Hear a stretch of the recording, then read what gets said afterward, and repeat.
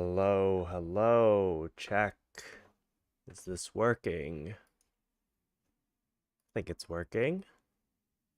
There we go, we're on Twitch. Is YouTube running too? Can't lose subscribers on YouTube because that always happens. Although the last stream I did only lost me one. So it wasn't as bad as usual, but hello. Good morning. I guess it's morning for most of you guys. It is 10:30 p.m. for me. How's it going? How's it going, everyone? My chat box is not working. Here, hold up. Let me get this working. How are we all doing? Chat. Come on. You can do it. Oh, there we go. Okay, the chat box is working. Let me just share these links on my Discord. If you're in my Discord, thank you for checking in. Discord, don't switch. That's fine. Chat. Hello, hello. What time is it for you guys? I took away the clock widget off my stream just because I figured I never really looked at it, and I'm not sure if other people really did. Um, but I always kind of like I thought it would be helpful, but since I was never looking at it, it wasn't useful for me, and I don't know if any other people actually did. Oh, actually, hold up. Oh no.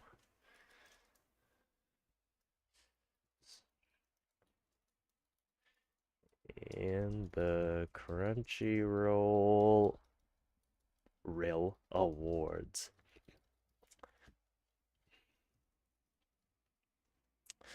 And Twitch. Where's the Twitch link?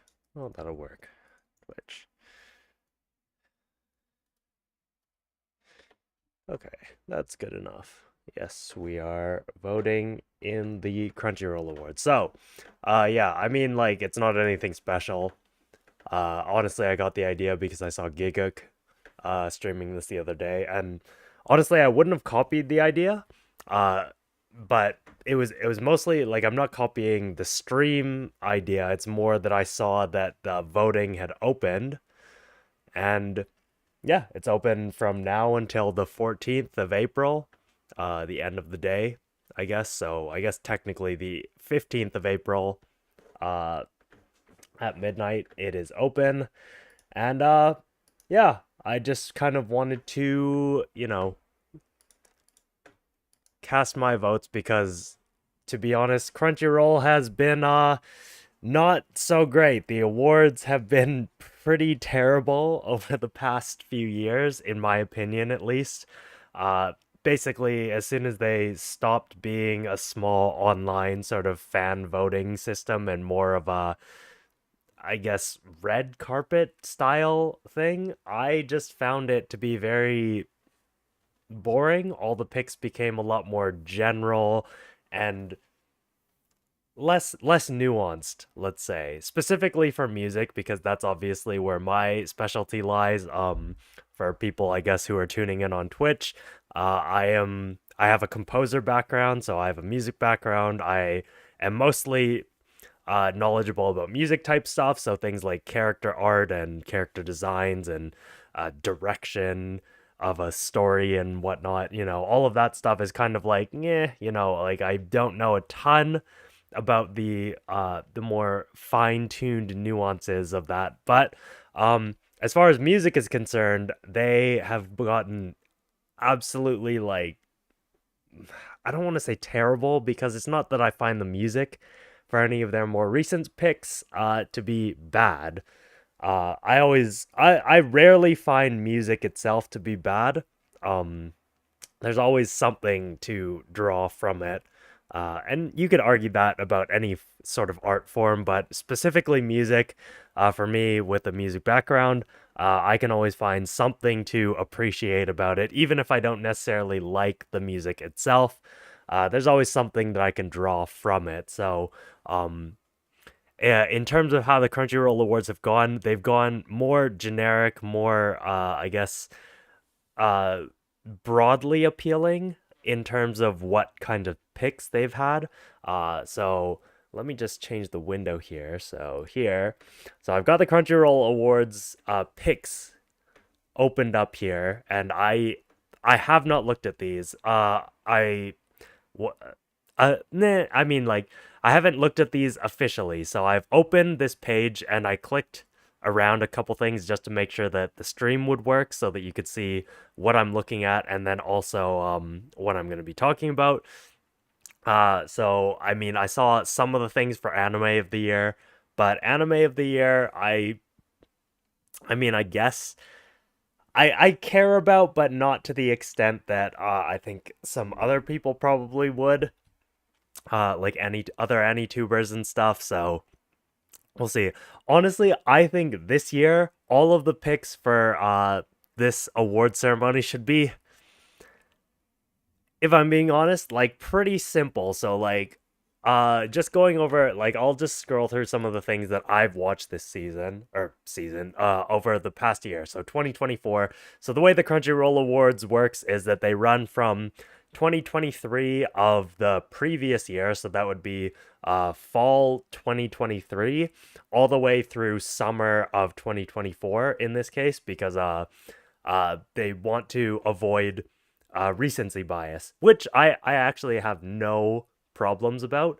I think the way that they do it is actually, like, it's not a terrible way to do it, just considering if they were to run from, say, winter, so that would be like January of 2024 all the way through December of 2024. Um, Most people would remember all the things from the most recent season. So with the 2 season buffer, I do actually think that it works pretty well, and I have no issues with the way that they run things. I know other people have complained about the way that they do that because people were like, "Oh, well, Freerin got snubbed in the previous awards ceremony," but it's like, yeah, but they're not. Freerin is not going to get snubbed in this one. At least it shouldn't. If it does, that's a whole other issue, but we won't find that out until about I think May. May is when they usually have the award ceremony, so we'll find out. But yeah. So anyway, I just want to run through quickly what things I've watched over the period that they're going to cover, because I guess that's going to be how I judge things. Obviously, I can't judge things that I didn't watch. So right now, it's showing things that I have watched all the way through. Wait, how did I filter this? Um, I have forgotten. I forgot how I filtered this, but it's basically things that I have completed or put on hold. So anything I dropped, I don't. It might show things I dropped actually. So you know what? Let's run through this. So this is running from as you can see here, fall of 2023. So what shows did I watch? I watched Freeran. Uh, the first season of Apothecary Diaries was last year as well. Spy Family season 2. Sorry, I'm also drunk right now, or at least buzzed, because it is nighttime on a Saturday night. So I kind of wanted, it was either do this stream super early in the morning for me, or late at night and be early in the morning for everyone else. So, I don't know if anyone is actually watching right now, but hey, what difference does it make? So anyway, so Freeran, Apothecary Diaries, Spy Family Season 2, um, the first season of Shangri-La Frontier, uh, that's what it looks like, Dr. Stone, New World Part 2, 100 Girlfriends, which I didn't actually watch while it was airing, but I did watch, so what difference does that make? The Experienced You and Inexperienced Me, I think is what it's called in English. I can't remember. It was kind of it wasn't as interesting as I was hoping it would be. Um, yeah, On Hold, Saihate no Paladin, the Paladin of the End or something. I only watched the first episode, and I don't know. I didn't mind season one, but season like it was kind of like I didn't really care that much about it. Um, Kanojo mo Kanojo, love it because it's dumb fun. Seijo no Marioku, which has always been like even the first season I was like about, but the music it was like incredible. Season two kind of kept that up, but it didn't do anything specifically interesting, so it was kind of like I guess almost a decline because it wasn't that much more interesting. What else do we have here? Migi to Dali, Migi and Dolly. That was kind of an interesting show. It was fun. Nothing crazy amazing. Shy, which like I kind of remember, but like it wasn't anything super interesting. Dekoboko Majo no Hyakujijo. I forget what this was called in English. It was a slice of life comedy. Kind of fun, kind of cute, but nothing interesting. 16-bit Sensation, which was a huge disappointment because it had a lot of potential and then didn't live up to that. And like you can see here, this 6.89 rating on Mal clearly shows that it didn't do very well. Apparently, the manga or novel or whatever it was based off of wasn't even about this girl. It was about like one of the other girls in the company, and it wasn't a time travel thing at all. So it was just a completely different premise from what the anime did, which is cool in its own right, but the anime just completely screwed up whatever they were trying to do because I remember the last few episodes were just like they're aliens and stuff and I didn't know what was happening. But yeah, it was okay. It wasn't great, but it did try to do something different. And then we have Uma Musume season 3, which was like I liked it. Did I like it better than season two? I don't know. Season one is still my favorite because they actually got me to care about the characters, whereas season two, um, they didn't really get me to care about. I can't even remember their names now. I should remember. McQueen and Tokai Teo. I should have cared about them, and apparently a ton of people did. But like season one, I was like, there's a reason to care about Special Week. Uh, so yeah, I do still enjoy watching Umamuse, but it is for not the same reasons that I cared about the first season.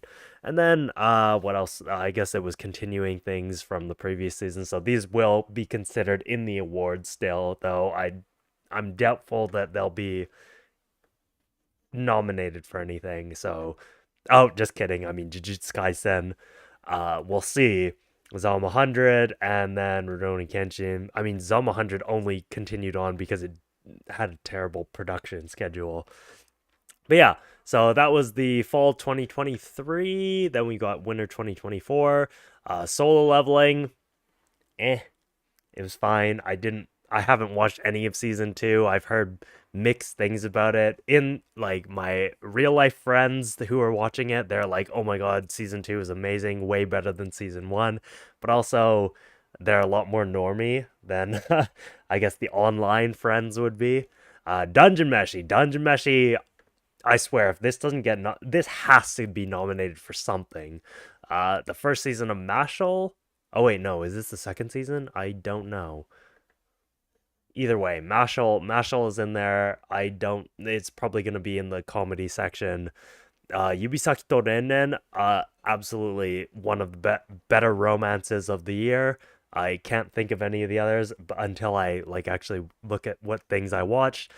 Um, Wrong Way to Use Healing Magic, I think started out better, but by the end of it, I kind of forgot everything that was happening. I will also This is also another show that I wasn't watching while it was airing, so I have an 8 for it here. I suspect that's more of a 7.5, more in line with this score. And then yeah, yeah, I did enjoy it though. So if it does get a season 2, I think it's getting a season 2.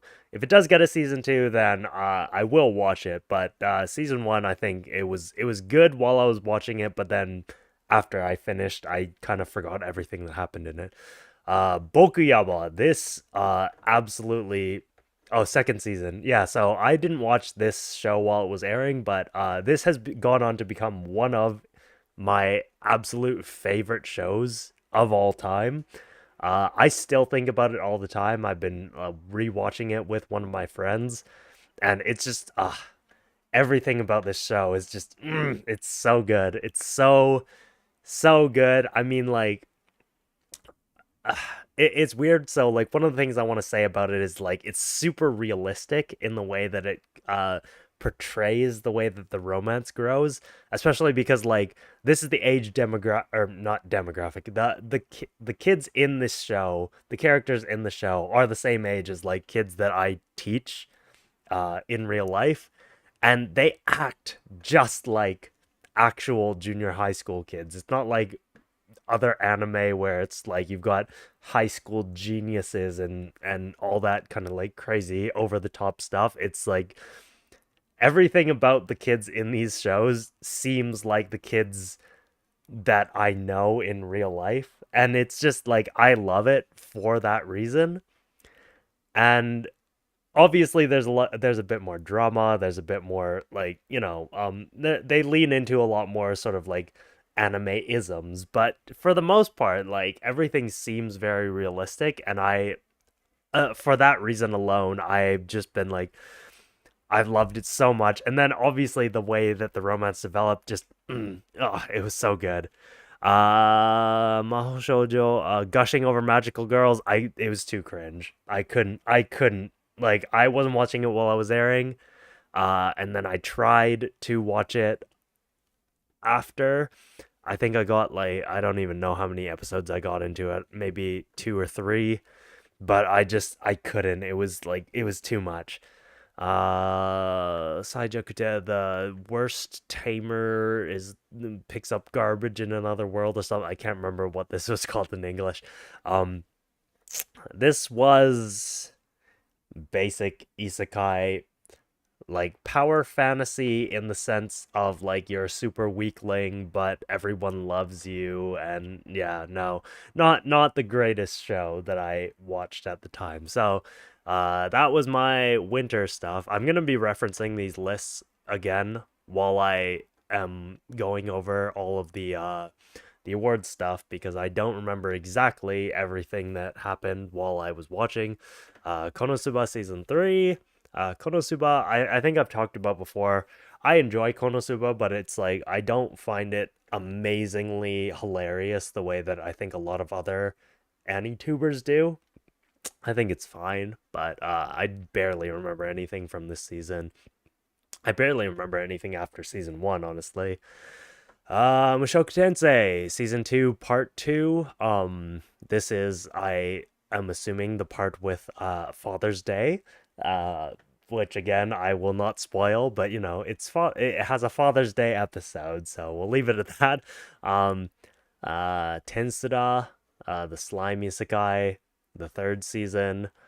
I gave it a pretty high score, but those first like what was it, like eight episodes or something, were just like that was crazy. It was just so much talking, which was not worth it.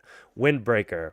I don't know why I gave it. I think I gave it a 6 because it looked good and the voice actors had a good performance. I think artistically, like aesthetically, it was very well made, but oh, I kind of hated Windbreaker, if I'm being honest. Like, what a dumb show. This is like brain rot shonen to the max, if I'm being honest. So I mean, like I've gone over that before. There's barely any plot. The plot that is there is dumb, and it's shoehorned a high school setting in just to make it quote unquote relatable for the masses. But like, it's yeah, I as a non high schooler and like someone who lives in Japan and sees how these things kind of work, I didn't find it realistic in the slightest. And people who are like, oh, well, it's not supposed to be realistic. Well, why did they try and make it relatable? It's like, well, so that you can relate. It's like, I didn't find it relatable. As someone who went to high school at one point in my life, this was not a relatable show and it was dumb. And all they did was fight, and I didn't care about any of them. So moving on. Spice and Wolf, the Spice and Wolf remake. I made a whole video on it. You can see my thoughts there. Mostly about the music, but I enjoyed it a lot. It did make me somewhat want to revisit the original series, but also I'd also just like be fine with sticking to this because it's getting basically the Brotherhood treatment. Mao Gakuin, yeah, the shoot, what's this called? Demon King Academy. Uh, I don't know why I gave it a 6. It probably deserved more like a 4 or 5 at best. Um, I liked what they were trying to do with the story, but by the end of the season, I had no idea what was happening. So, yeah, nah. Ji-san Ba-san Wakagaeru, that was cute. It was fun. Nothing super special. It was fine. Data Live 5, Data Live. Also, I only watch Data Live because I'm it's sunk cost fallacy. I'm already too far in not to watch it, and it's not like I'm losing out on anything by not. Hanai-kun de Yoi Koi no Yamai. This is the one with the guy who was super obsessive, I think. I can't remember super well. I didn't enjoy it. Um, Basically after Yubisaki to Rennen, A Sign of Affection, uh, shoujo romance shows went to the shitter. That's just how I feel. So, yeah, everything that came out after Yubisaki to Rennen as a shoujo romance was not great. Yoru no Kurage o Yogenai, I didn't watch that until very recently, actually, and I didn't connect with it very much. I gave it a 7. I don't know why. It's probably I think I enjoyed the music. I thought the voice acting was good. I thought the art was good. It looked nice. It was pretty. Uh, yeah, and I did enjoy individual parts of it, but the show as a whole, didn't care for. It has pretty high score, and I don't really agree with that. Girls Brand Cry, on the other hand, which I also watched like somewhat recently, loved Girls Band Cry. Not nearly as much as I loved the show that the director worked on previously, Yorimoi, A Place Further Than the Universe. That was way better than this, but I did enjoy this, and I think the music for this show is absolutely incredible. So yeah, that was good. Yuri Camp is always going to be amazing. Like I don't need to say anything about that. Shinigami Botchan, the final season, good stuff. Just I enjoyed a lot about how it went over, and the Seiyu radio show one, which was like it was okay. I don't remember much about it. It was just like a show that aired. One of the generic shows of the season.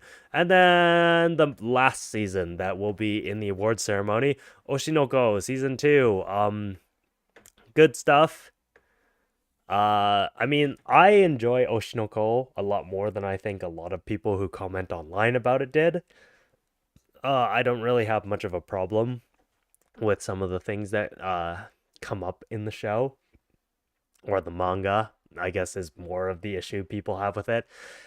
So yeah, I had a good time watching it. It was not as good as season 1, mainly because this season the 2.5D theater arc was not one where a lot of stuff happens, and the big turning point is at the end where things change over to Ruby.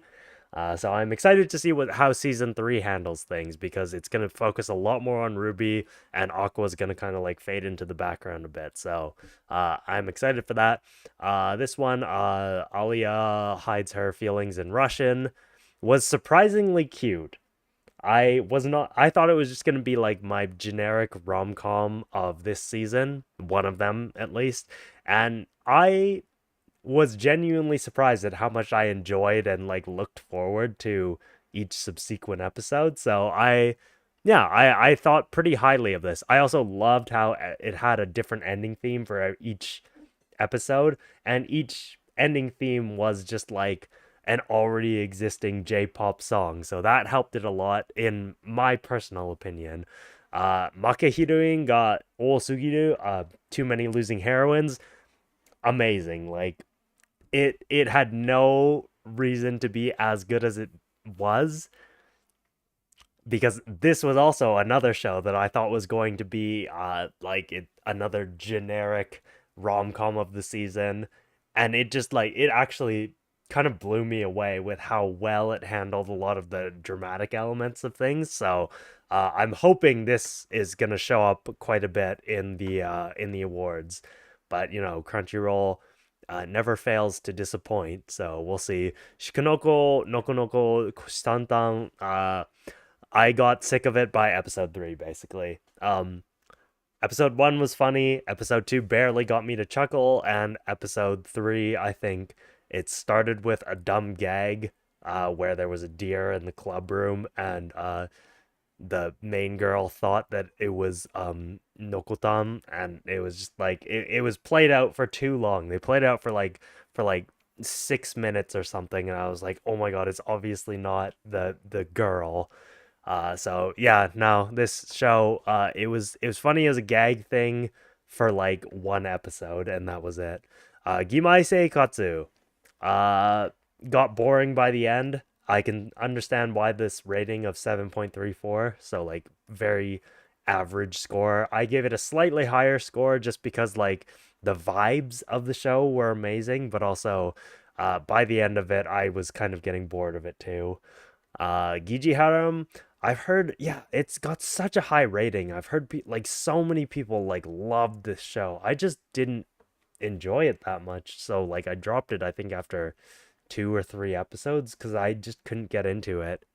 Shoshimin series was like to say something that might be kind of not appropriate.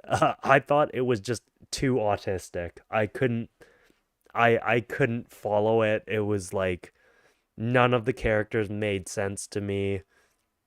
All of the ways that they interacted with each other and the world. I mean, I say world, it's just regular real life Japan. Uh it just like it didn't feel right. And especially compared to Hyoka, which the author of Shoshimin series also wrote Hyoka. Hyoka was so much better than whatever this was supposed to be. It was just, oh, I couldn't. I don't know what happened, but it was not something worth following. Then we had Senpai wa Otoko no Ko, which I gave only a 7. And I think, you know, for an anime adaptation, it probably only deserved a 7. But the more I think about it on like the more I think about it and like the messages it was trying to get across and the ways that it like did so, I think I actually enjoyed it retroactively a lot more than I did while I was watching the show. Because I do think it had a lot of like really good things that it was trying to do. I just think that the way that the anime handled it as it was airing, were kind of like you know, it could have handled it a little better. But you know, like thinking back on it without all the I guess the more super clear details of everything that was happening while it was happening, I did enjoy it quite a bit. Um, the movie sequel unfortunately doesn't air in like normal theaters or anything. I would have to go a couple prefectures out of where I live right now, um, to go to like a small like indie theater in Fukuoka. So that's just like something I'm not really willing to do. I'll just wait until they start streaming the movie or it goes online or something. Either way, uh, it was good. I did enjoy it quite a bit. Tasugare Outfocus.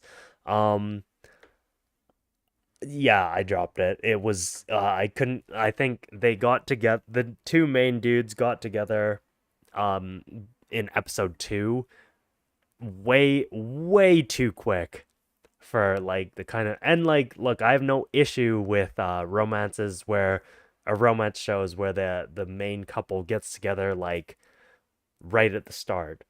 But because episode 1 opened with them being like, we will not do anything relationship wise, and we will absolutely, like, this is forbidden, we are not going to do this. And the main guy that we already know, I guess the main character didn't know he was gay or bi right from the start, and the love interest we already knew was gay because he had a boyfriend right from the start of episode 1. It was like, oh, but he broke up because like there was all this weird shit that happened, and they just got together right in episode 2. Is like, oh, so there was no tension in that case. Also, the relationship status of the love interest was like got killed right away. Um, and yeah, no, just it wasn't. It felt like it was just trying to cater to the yaoi starved audience. So I wasn't interested in it. And then last was the cheerleading show Nanare Hananare. Um eh, it wasn't really about cheerleading, which is a shame because I did really think that it was going to be, and I thought it was going to be like really interesting to explore like the main girl trying to get back into the cheerleading world, but maybe like going against the competitive nature of like how intense her previous team had been and stuff. And it just like wasn't that at all. It was just basically a normal slice of life that happened to have some cheer in it. So yeah, not exactly what I wanted to watch. Um, and ended up being kind of lackluster in terms of anything. So, yeah, so that's all the shows I watched. Obviously when we get to things like best anime song, not even, oh wait, best opening and ending, oh, sequence. So this doesn't count the music. Oh wait, best anime. You know what? We'll get to these in a bit. But yeah, so those are all the shows I watched. Obviously, when it comes to things that I didn't see, I can't really comment about them unless I've heard some things. But yeah. So let me see. Best score is probably the most important thing for me. This one right here, because they always screw it up. And honestly, Crunchyroll this year is like one of the easiest years to not screw up. You've got Free Ren, you've got Dungeon Meshi, you've got Spice and Wolf, and you've got let me just like quickly run over these again. You've got Apothecary Diaries, so that's already four. That's already four like top contenders. Doctor Stone. Doctor Stone is another one. 100 Girlfriends, also incredible soundtrack. Shangri-La was like kind of cool, not amazing when I listened to it on its own, but you know, it was cool in the show. Spy Family has always had great music. Kanojo mo Kanojo also has like surprisingly good music. Migi and Dolly has some cool music. Seijo no Mario. This is all stuff just from fall. Okay, so like there is definitely a lot of stuff that has cool music in it, and I swear if they mess this up, like there's no way they didn't include at the very least Free Ren, because if Free Ren is not in there, then we know that there's a problem with however they're running these awards. So maybe we'll do best score at the end. Let's just start with the big one. Adam, or wait, should we do that?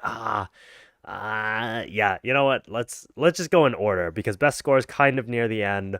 And then best opening, best ending. If I can remember them, because I can't really play them on stream. I think that would affect. I don't want to get copyright striked or banned or DMCA'd basically. Twitch probably would be okay with it. YouTube not so much. So let's just go through these. So anime of the year. Let's see what is here. Wow, that is very small. Let's zoom in a bit. Oh, sorry. My camera is blocking blocking this, so let's just move me up here. Okay, so we have Anime of the Year, Dun Dun Dun, Dungeon Meshi, Frieren, Kaiju number 8, Solo Leveling, Apothecary Diaries. Okay, so right away, I watched 5 of these. Also, Dun Dun Dun. What? Dun Dun Dun was not part... Wait, hold on a second. Dun... Okay, how are they considering these then? Because this is already kind of telling me something different than what. So, fall 2024. If they're putting Don to Don in this, that already messes things up for because that already includes so much like there were quite a few like pretty good shows that so like we had Monogatari was airing in fall of 2024. It definitely wasn't in summer, right? Dandadan was not. Yeah, there was no Dandadan in it. Okay, they're trying. I hate so Crunchyroll has done this before, where they've kind of like they did this with Jujutsu Kaisen, where they kind of were like, we'll just put it in the awards, you know. Well, it's just like why not? Why not, right? It's not like it'll affect anything. It's like, yeah, it does because this doesn't count.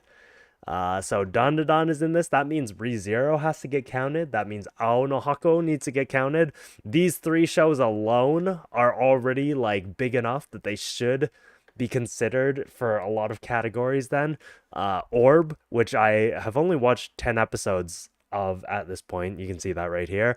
I wasn't watching it while it was airing, but yeah, Orb should probably be considered for quite a bit. Danmachi season 5. I mean, I think it's probably worth considering at least for music. I don't know about a ton of other things, but like I enjoy it. Uh, these 3 shows, didn't really care for. They are fine, as you can see. The 7 is my average. I'm very much a mal scoring type of person. Natsume Yujincho, I think I always just give a 9 by default. I don't know if it actually deserved a 9 for this season, but yeah, this one, this was garbage. This show should have been so much better than it was, but I think the story itself, the way that it was written, didn't lend itself very well. Hi, bro. Hey, how's it going? Anyway, so I didn't think I was gonna have to pull up fall 2024 because it shouldn't be getting counted in these awards, but what can you do? It's in here. If Dandadan is being considered for anime of the year, Crunchyroll has broken its own rule. So, you know what? I'm going to make a note. Let's make a new note here.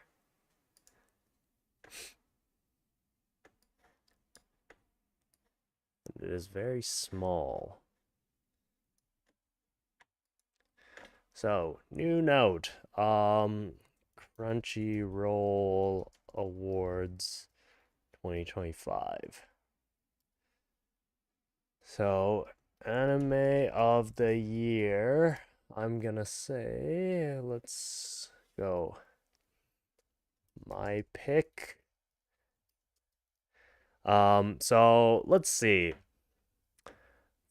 Okay. So what I'm gonna do for each thing, I'm gonna say my pick and also my prediction for what is going to win. What about Fire Force? I almost voted for Free and every moment it appeared. Yeah, I mean like I think that this is the problem with the Crunchyroll Awards. They always because fan voting is such a strong percent. I think it's still about like 30% of the sway in the votes. And like, look, I love Freerun, and I totally think that Freerun should basically sweep just about every category that it appears in for these awards. Again, I just started, so I'm only looking at the first category right now. But I think, oh, I spelled prediction wrong. But yeah, I think the problem with the Crunchyroll Awards is because they give so much sway to fans. It kind of messes things up because it doesn't give a lot of critical thought to like some categories that I guess your average viewer doesn't think about as much. So things like, I don't know, best direction, best like I guess character design could be kind of, but like a lot of times people just like, because Crunchyroll is such a widely used um streaming service, a lot of like not people who watch just like, I don't know, a couple anime, like maybe 5 anime a year, will vote on just like whatever their favorite is in every category, regardless of whether they watched any of the other things. Which is like, in fairness, like I kind of do the same thing to a degree, but let's take this part in particular. I've watched 5 of these 6 shows, um, and honestly, Solo Leveling is the only one of the 5 that I've seen where I would be like, no, this one like doesn't deserve my vote. Dandadan, uh, I don't think I would give Dandadan my vote either. I can see why other people might. So it would come down to the other 3, which are Free Ren, Apothecary Diaries, and Delicious in Dungeon. Um, my personal favorite, if I'm being honest, was Dungeon Meshi. As much as I loved Free Ren, and do predict that it's going to win, and I do honestly think it kind of deserves to win, but I'm going to give the vote to Dungeon Meshi just because, like, for me personally, I liked it a lot more. Apothecary Diaries also was about, I think, on the same level as I think Free Ren, but yeah, I'm gonna give the vote to Dungeon Meshi for me personally. But I like, again, I don't think poorly of anyone who says like Free Ren. Yeah, Delicious Dungeon, second best ever Free Ren. Yeah, no, I think like obviously it's personal, and I do think Free Ren's gonna win this anyway. So like, what difference does my one single vote mean if I give it to Dungeon Meshi anyway? Because I enjoyed it a lot more. Um, I guess not a lot more. Oh, enter my email. Am I not logged in? That's weird. Okay. Well, let me switch back to just the camera so you can't see all my other personal stuff. Um, oh,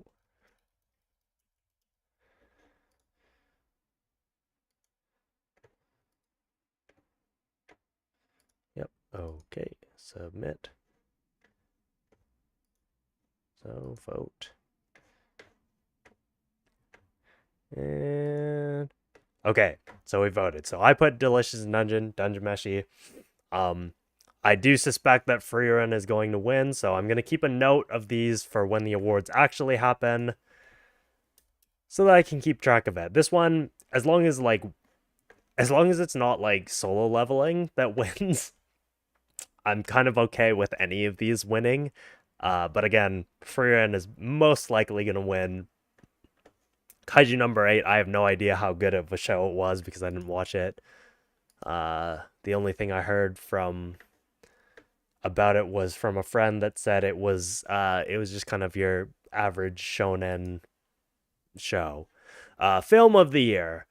Let's see. So we've got Haikyuu, The Dumpster Battle, which I didn't watch. Look Back, which I watched kind of recently.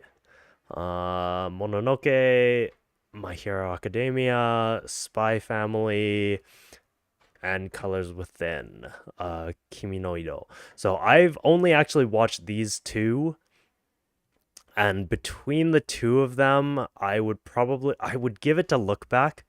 And I say that with a bit of hesitation because I guess I know a lot of people like absolutely loved Look Back, and I appreciated what it was trying to do, what kind of story it was trying to tell, but I also didn't feel super strongly about it in general.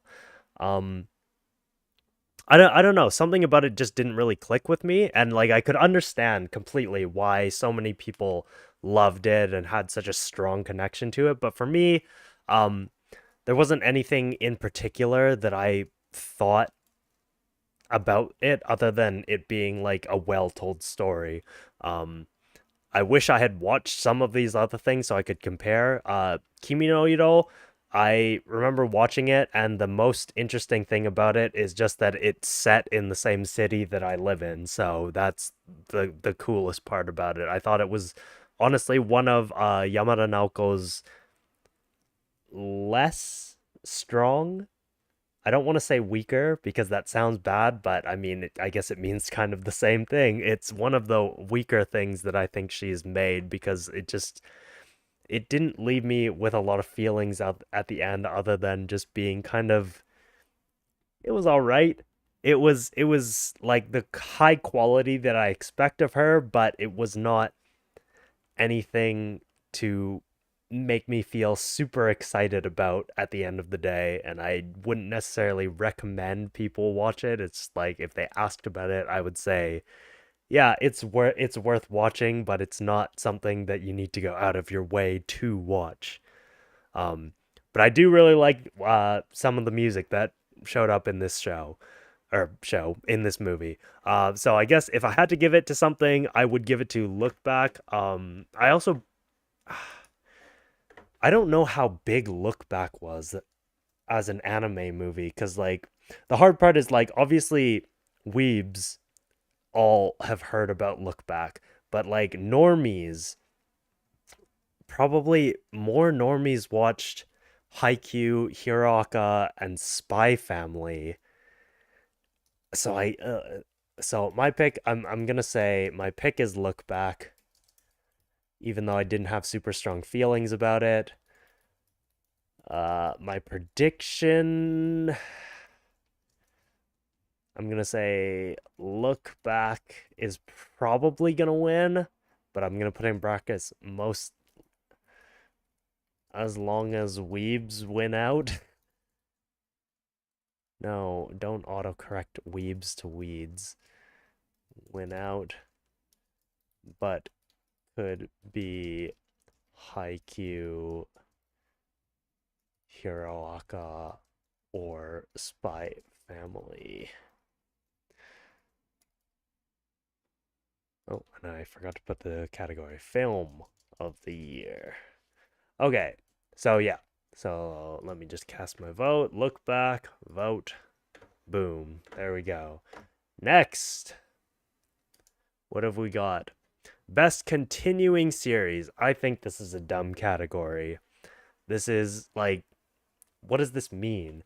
Because it's over the course of a year, right? So we have a whole year to consider like series that are continuing, and I don't remember who said it, but this is basically just something to give to One Piece every single year.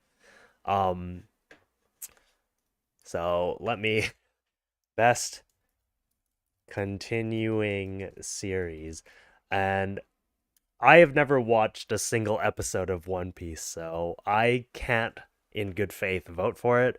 I also haven't watched any of Bleach. Demon Slayer, I didn't watch this arc specifically because the previous one was so bad. I didn't watch season 7 of Hiroaka, Oshinoko. I did watch. So I've only watched these two. I've only watched Oshinoko and Spy Family, and between the two of them, imagine voting for Demon Slayer. Yeah. I mean, I heard this one was basically slice of life Demon Slayer with a little bit of fighting, but God, I I guess for me personally, because I haven't watched any of these four, like the first four, between Spy Family and Oshinoko, that's kind of a tough one too, because Oshinoko season one was so much better than season two was, in my opinion, just because the arc itself for season two wasn't like amazing. And then Spy Family season 2 had the whole thing with had the whole arc with Yor on the ship, which I thought was really cool. Like giving her more screen time was definitely a step up for Spy Family, despite the fact that it's mostly just a comedy show. It gave her more time to shine and things. So, but overall, I feel like Oshinoko is still the better show, still better than Spy Family. So, uh, this is not a pick that I feel super strongly about, but you know what? Let's give it to. I'm gonna give it to Oshinoko. But my prediction is gonna be One Piece because this category is basically made just for One Piece to win something.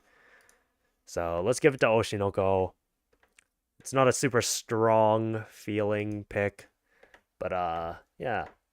Before I move on to the next one, I'm just gonna go to the bathroom, so I will be back in a minute. But comment what you guys voted for, and I will see it when I come back.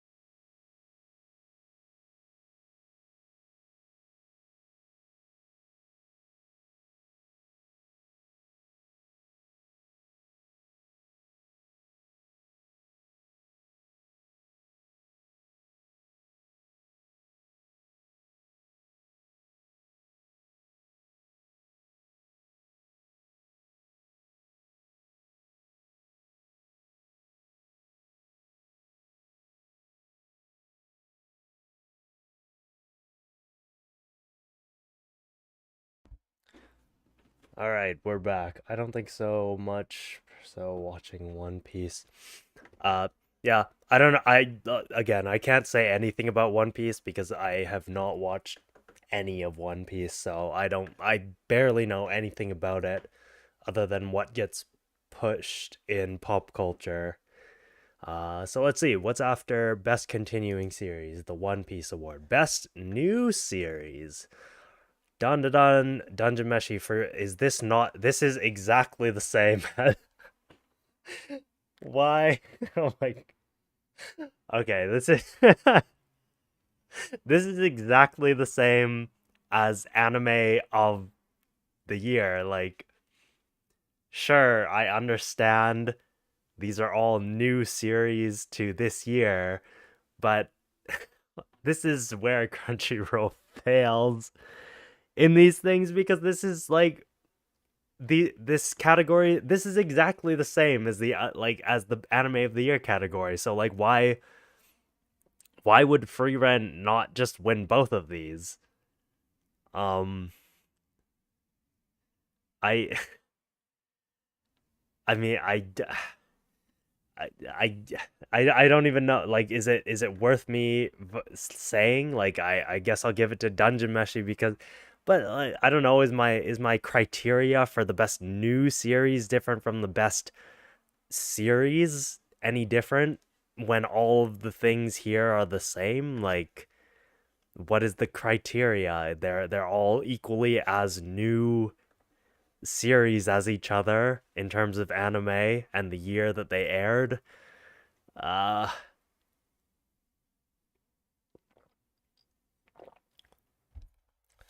sure. You know what? Let's give it to Free Run because best new series. My pick, Free Run. Oh, but let's put in brackets. But Lamau, all the picks were the same as AOTY. Crunchyroll still sucks. My pick, and then my prediction is Free Run.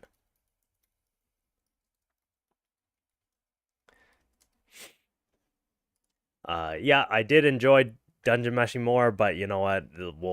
Fine. We'll give it to Free Run. Why not? Best original anime, Buchigiri. I didn't. What even is this? I have no idea what this is. Buchigiri, Girls Band Cry. I enjoyed a lot. Jellyfish Can't Swim in the Night. I did not really enjoy that much. Metallic Rouge, I heard, was a disappointment, which is sad because it kind of looked cool. Ninja Kamui, I don't know what this is. Train to the End of the World, I didn't watch. I thought it sounded kind of interesting, but I have heard nothing about it, so I've only seen these two. And between the two of them, Girls Band Cry definitely gets my vote. I didn't hear anything about any of these other than like Girls Band Cry. I heard like people quite enjoyed. Jellyfish was not, it seems better received than I thought it would be. Metallic Rouge, I just heard bad things about, and the other three, Buchigiri and Ninja Kamui, I didn't hear, like I have never even heard of, and then Train to the End of the World, uh, I haven't heard anyone say anything about it, but I was vaguely interested in watching it. So maybe in the future I will watch it. But yeah, best original anime. My pick, Girls Band Cry. And I also think that I'm guessing it was probably the most popular of these shows. So I'm gonna say that that's in line with what people are gonna pick for it. But who knows? I don't know what this show is. Buchigiri? Yeah, so Girls Band Cry, let's give that a vote. Best animation. Why is it always the same things? Ah, okay. Best animation, Dan Dan, Delicious in Dungeon, Demon Slayer, Frieren, Kaiju number 8, Solo Leveling. This is again why I don't like the Crunchyroll Awards. Whoever they pick for judging, they pick the same things for everything. Like, yes, I do agree. Like, Dan Dan and Frieren and Dungeon Meshi, they did all have amazing animation. I'm assuming Demon Slayer always does have like really good animation. So I understand why they're here, but it's like there's no variety. Like Kaiju number 8 again, production IG can go hard. I didn't watch the show, so I don't know. Soul Leveling season 1, season 1's animation like it was good, but it wasn't like best animation quality. Like let me go back and see like what other things were here that possibly outdid it. I would put Uma Musume. Uma Musume tends to go really hard with its animation. Um, Mashal is Uh, Bokuyama season 2 had some amazing animation. Just because it's not action doesn't mean it doesn't have amazing animation. Mushoku Tensei had some great animation. Windbreaker, Windbreaker not showing up in the best animation. That's like the only thing going for it. Uh what else do we have here? Girls Band Cry, I would argue the band, like the performance sequences, deserve to be in there for like an animation nomination. Uh Maka Heroine, did this, I feel like this had some good animation. I guess again because like whoever nominates these things, they're so geared to be like, oh, action equals animation. And hey, if we're putting Dan in all of this, you can't discount Shangri-La, you can't discount ReZero, you can't discount Blue Box, which also has fantastic animation. Like Blue Box and ReZero both have fantastic animation. Shangri-La does too. um Danmachi probably not in the top, but it has pretty good. I'd say Danmachi is like on par with anything that whatever Solo Leveling is on. I guess Orb is I haven't seen anything that's super amazing, super blowing me away right now, but this is weak. What are these picks? Like, okay. Like again, I understand, but I want to say it's between these two. It's between Dandadan and Frieren for best animation. And do I want to just keep giving Free Ren votes? Because I know like Free Ren's gonna win basically everything. This is gonna be Crunchyroll's sweep of the year, and they are not going to learn anything from it because last year it was Jujutsu Kaisen, and then years before it was like Boku, like Hiroaka and things like that. So what do we give this to?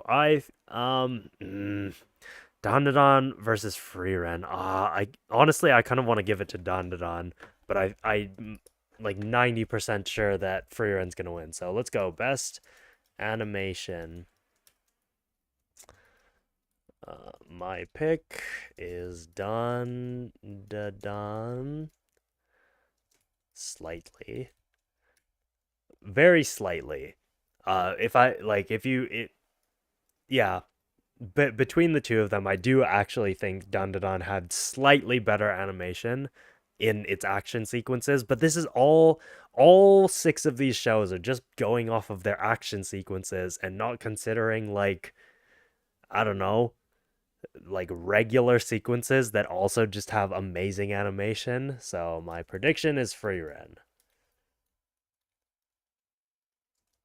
But I will not be surprised if Dandadan takes this one. We'll see. We'll see what happens. But again, just because of Freerun's popularity, I feel like it's gonna sweep basically everything that it's in.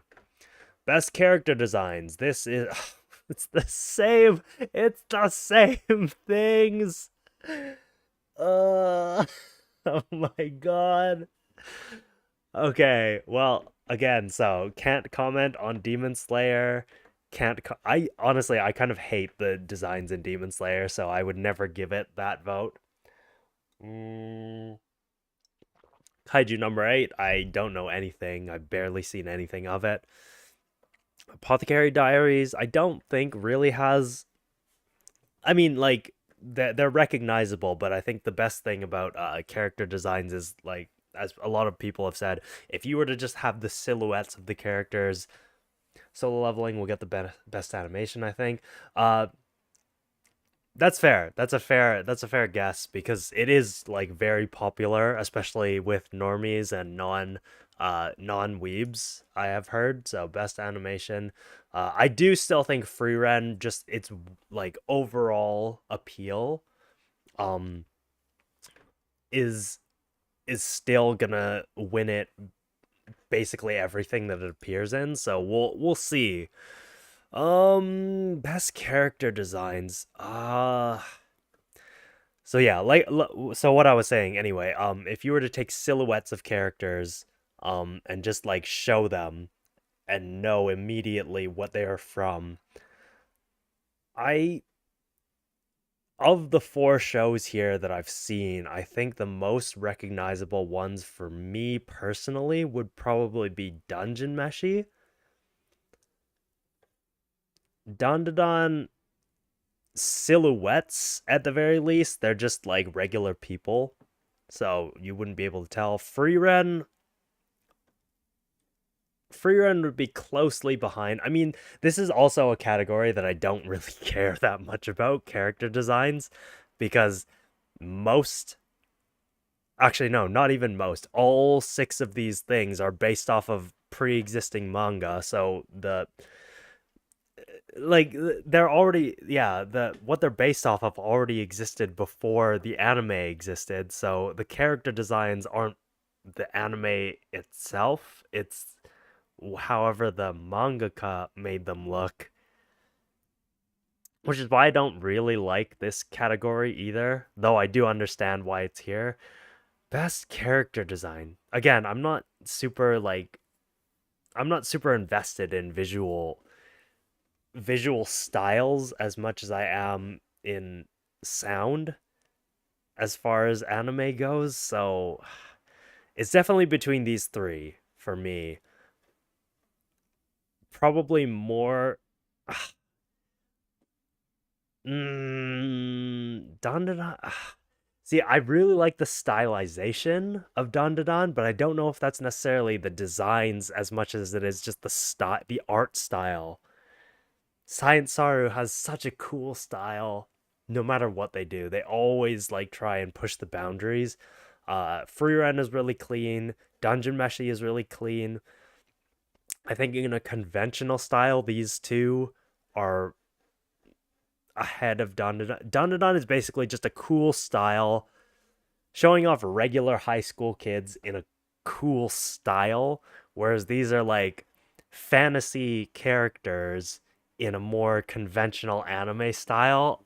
Uh Dungeon Meshi or Freerun. I guess and then if we're not just thinking in terms of the silhouette test, I do really like the way that they consider character designs in this. They do actually go through a lot of different looks in Apothecary Diaries, specifically Mao Mao, just because of the nature of like her character and how she has to look based on where she is. Ooh, this makes it hard. So, hmm.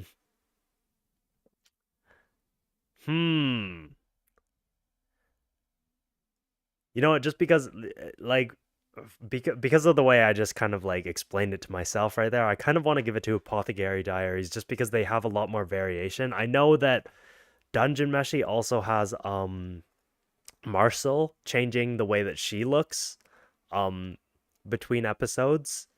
But I think it's a lot more pronounced in Apothecary Diaries. There's a lot more thought put behind how the characters need to look based on the situations they're placed in, which people they're talking to, and things like that. So I kind of want to give it to that.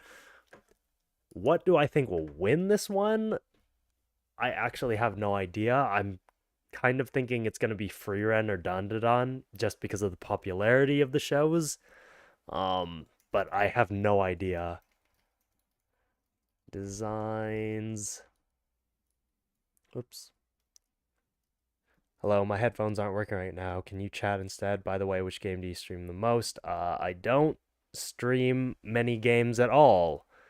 And if your headphones aren't working, I don't know what to do about that, but I'm not gonna switch to chatting. So so my pick is Apothecary Diaries. Apothecary Diaries. What I think will win? It's either gonna be Free Ren, most likely, or Dun da Dun, possibly. Don't know about that, but um, yeah. So let's give it to Apothecary Diaries. It's definitely not gonna win, but I think I have justified my reason for choosing it. Best director.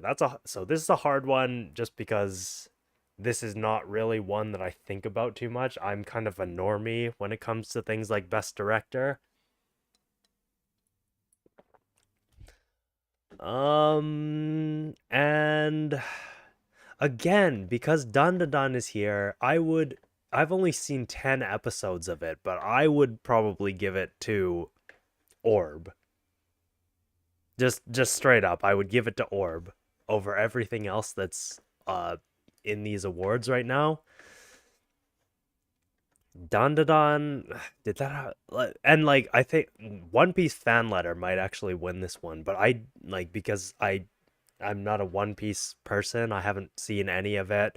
I didn't bother watching this even though I heard nothing but like amazing things about One Piece fan letter, but I don't know anything about it. So I'm almost thinking it's going to be this versus Free Ren because Free Ren is popular, but One Piece fan letter, from what I've heard at least, might actually be the best directed one.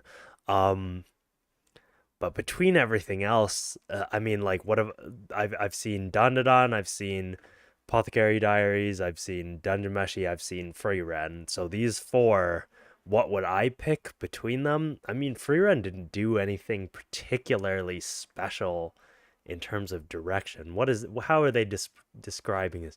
Here we celebrate how a great anime. Oh, here we celebrate how a great anime and a great director are almost inseparable. Of central importance, directors work behind the scenes, conveying their vision to animators, making critical decisions and managing creative aspects of production. The result, an approach that is uniquely theirs.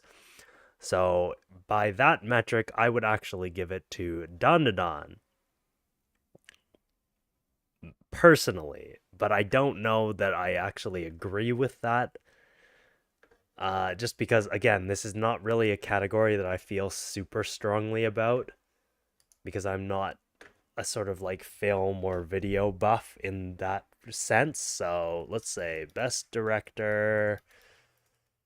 My pick. Mm, I don't think I would give it to Free Ren. I don't know if I would give it to. It's between these three: Dandadan, Apothecary Diaries, Dungeon Meshi. Um, Dungeon Meshi was really well. Oh, it had a lot of like really creative things that it followed. Apothecary. See, the hard part is like how much of it was just the story from the manga, like the original manga. How much did they just follow that, and how much did the director put into it themselves? Again, I kind of think it's going to be between Free Ren and One Piece Fan Letter. Um, have I given Dandadan anything yet? Dungeon Meshi, Look Back, Oshinoko, Free Ren, Girls Band Cry. Oh, I did give Dandadan Best Animation. Um, I'm going to give this one to Apothecary Diaries or Dungeon Meshi. One of those two. And I think direction-wise,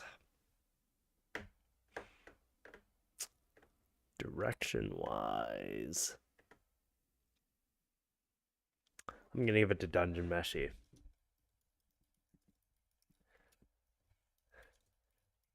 I don't have a very good reason for it. I like Dungeon Meshi a little more than Apothecary Diaries. Um, what do I think is gonna win? One Piece Fan Letter or Free Ren. So we'll see what happens there, but let's give it to Dungeon Meshi. Best background art. The only new thing that is showing up here is Pluto, so I also didn't watch Pluto, so um background art. I didn't even like I could not even think about it, so maybe I should pull that up quickly. Let's just go images. Images of Freerin anime.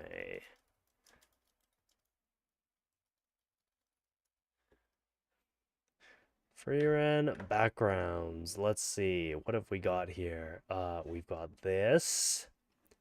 We've got this. They look nice. They look quite. I mean, everything that's gonna come up is gonna be quite samey, so it's not gonna show like the labyrinth or any of the cool inside stuff. So yeah, okay. What else was there? Cool background art. Dandadan.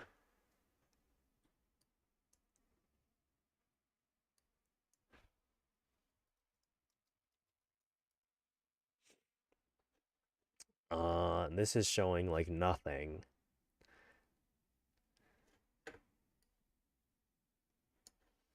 What if I just search Dandadan?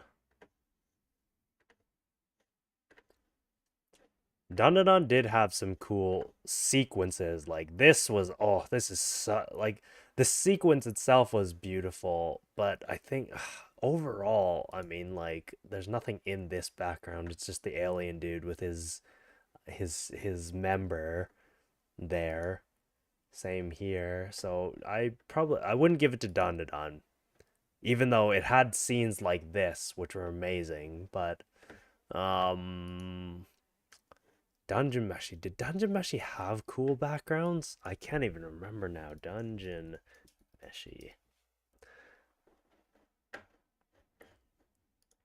anime. I mean, Dungeon Meshi had like a quite a variance of different backgrounds, so I think that was kind of cool. Apothecary Diaries. How did they look in Apothecary Diaries anime? Yeah, the backgrounds themselves, I can't really think of any of what they looked like. I am just gonna default to Dungeon Meshi because I I'd be lying if I remembered like any of the backgrounds. So my pick is Dungeon Meshi, and my prediction is Freeren because yeah, Freeren's gonna win everything.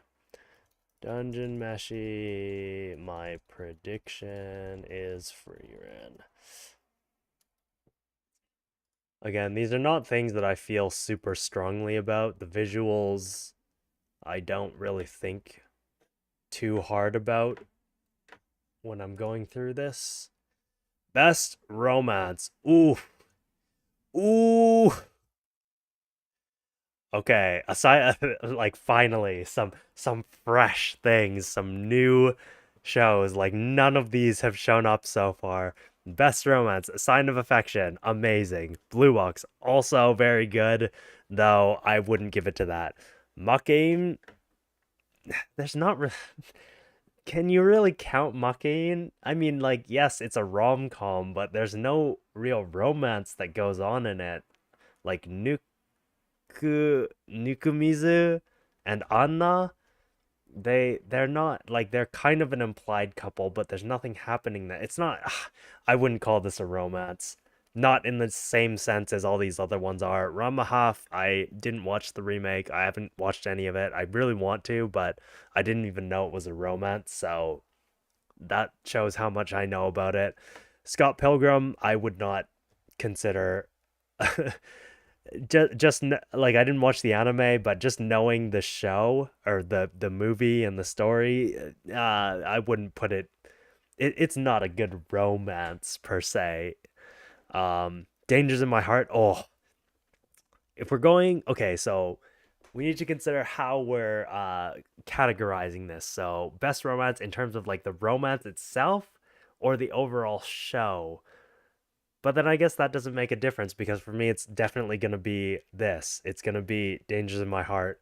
Bokuyaba like changed me. It's been like one of the first tens I've given to a show in years. Like I think I gave the most recent thing before that was I gave the Takagi-san movie a 9.5, but before that the last 10 that I gave to anything, I guess I don't really give 10 out of 10s. I give 9 point things, but like I gave a 9.7 to Space Brothers before that, but yeah.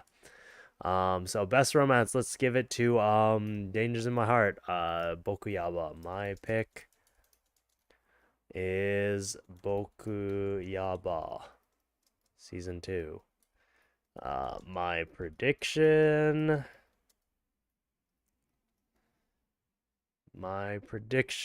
is I actually have no idea what this one will be. My prediction for best romance? What was the most popular? It's like I honestly it's gonna be Bokuyaba?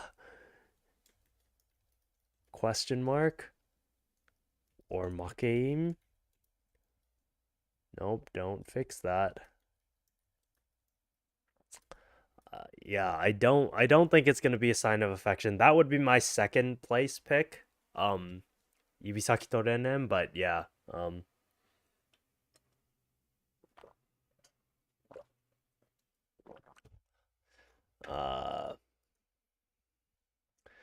Can you chat instead? No, that's too much work.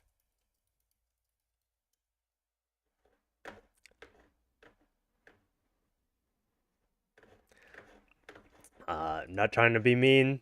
Sorry, Sung Gi-hun, but yeah, too much work for me to try and chat. I'm drunk and I'm voting on Crunchyroll things, and it's easier to just talk through it than try and chat all of my thoughts because I'm just letting my thoughts flow out. So if your headphones aren't working, uh, I don't know what to say. There's not much I can do about that. Best comedy: Dungeon Meshi, Konosuba, Mashal. Okay, so Mashal did show up.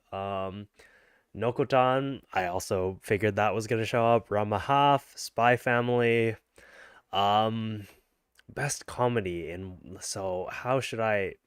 So I don't really care too much about Konosuba's comedy. Um, hmm.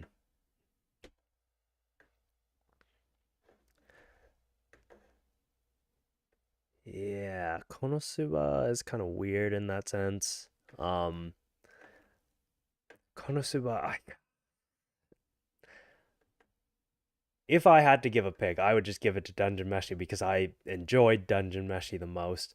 Season 2 of Spy Family wasn't necessarily funny. I found it a lot more like what I remember most from it was how it focused on Yor's story. Um, so I wouldn't necessarily put it in the top comedy section.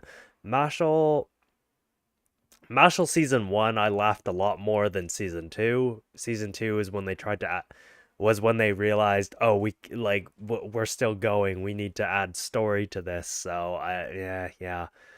Ramahaf I didn't watch, and Nokotan I got bored by episode 3 because the comedy got stale. Um so between these two things, I am gonna give it to Dungeon Meshi, but I think Mashal might actually win this. So best comedy, it's gonna be Mashal or Konosuba. So my pick is Dungeon Meshi, though I wouldn't even consider it the best comedy, but it probably got me to laugh the most out of these 6 shows. Dungeon Meshi. My prediction is Konosuba or Mashal. Okay, Dungeon Meshi, let's give it to that. Next, best action.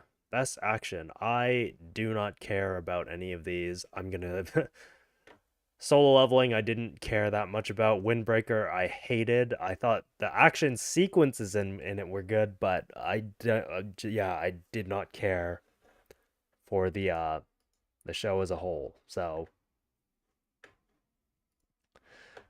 so yeah, I'm gonna give it to Dun Da Dun just because that's easy. Best action. Best action. My pick. Dun Da Dun. My prediction. Solo Leveling, maybe. Solo Leveling or Dun Da Dun. One of those two is gonna win. I don't think it's gonna be Windbreaker. Windbreaker had amazing action sequences, but yeah. Um, Next, best isekai. Do I care that much? Best isekai, ReZero. Again, like they're counting things that are not part. Yeah, they're breaking their own rule, but I guess sure, whatever. If they're just gonna go by that. Um, Shangri-La is not an isekai. It does not deserve to be in this category. Konosuba, no. Mushoku Tensei, possibly. ReZero, Slime season 3, absolutely not. Suicide Squad, I didn't watch. So between these two, basically, like Shangri-La, I would consider if it were an isekai, but it's not. So between these two, what which would I pick? Um, huh. That's a tough choice. Tough call, actually. Um,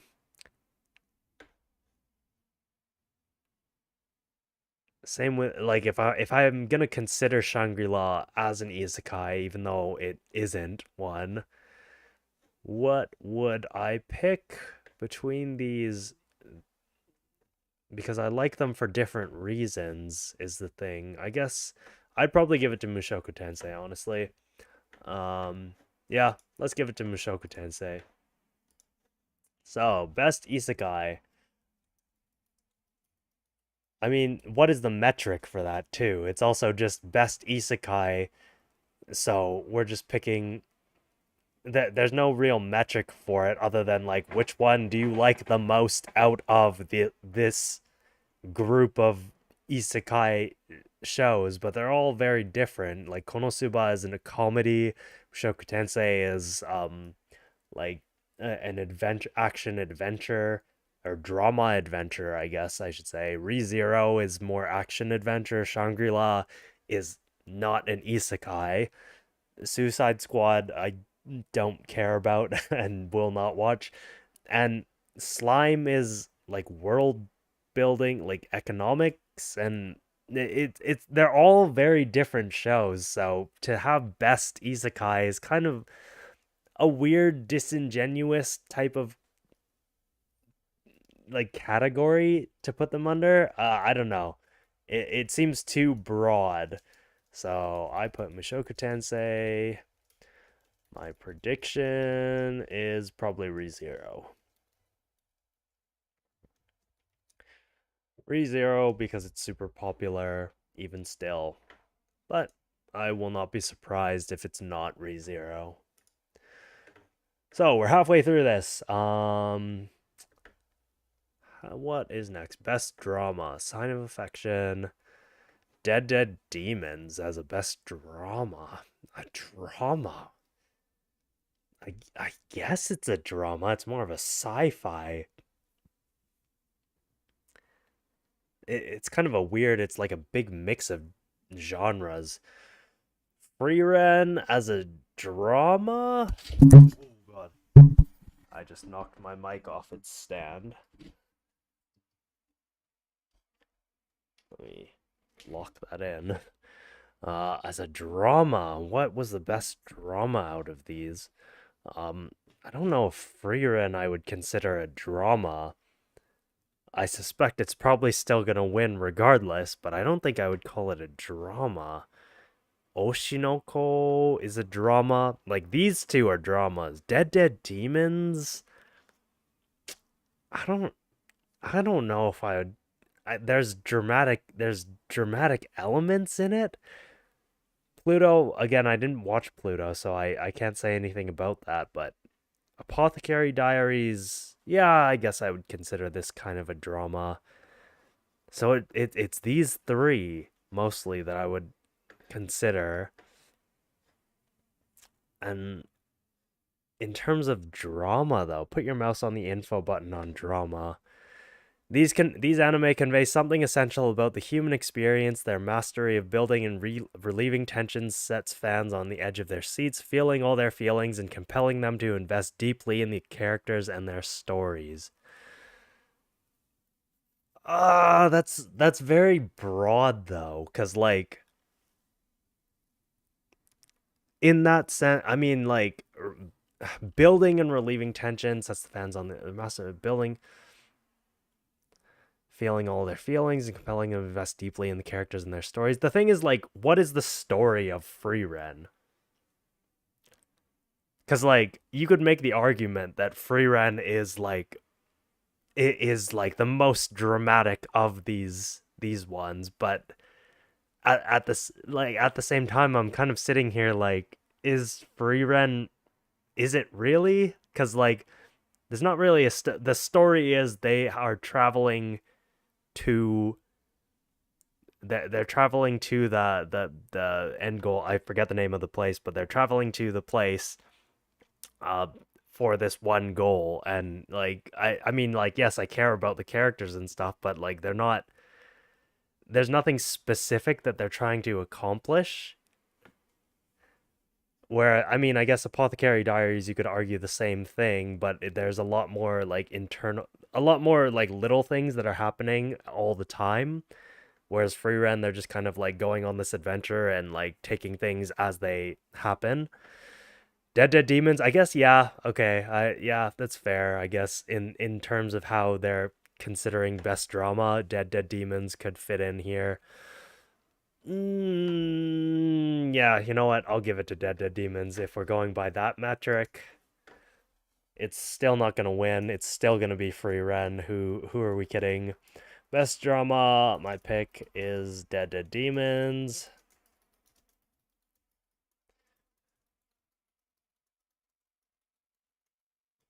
Again, I honestly just kind of think Free Ren's gonna sweep no matter what.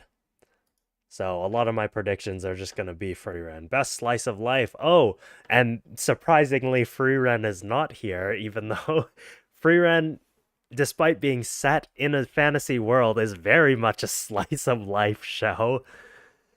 Yudu Camp, Maki, Villain, Mr. Villain's Day Off, Nokotam, Hibike Euphonium, and Dangers in My Heart. My heart wants to give it to this. My heart wants to give it to Dangers in My Heart. While these animes focus on everyday events, the best are not anything but ordinary, capturing quiet moments in breathtaking ways. The nominees provide relief from the frantic pace of the world, placing relationships with all their emotion, humor, and heartbreak front and center. In that I mean, I did give this best romance, so I feel like Makain should have been in the best drama. Where was this for best drama? Yeah, why was Makain not in best drama? Because like again, I wouldn't consider Makain like a romance show necessarily. Like yeah, there's like obviously romantic elements, but there's no like the point of the show is that the romance isn't going to work out, so it's more about human drama than it is about the romantic elements involved in it. So you know what? I'm gonna give this best slice of life, even though I would personally actually give it to this, but I think yeah, I kind of want to give this to Mucking, even though my heart says Bokuyaba deserves it, but that's because I have a super strong bias for it. Pick is Mucking. Bokuyaba close second.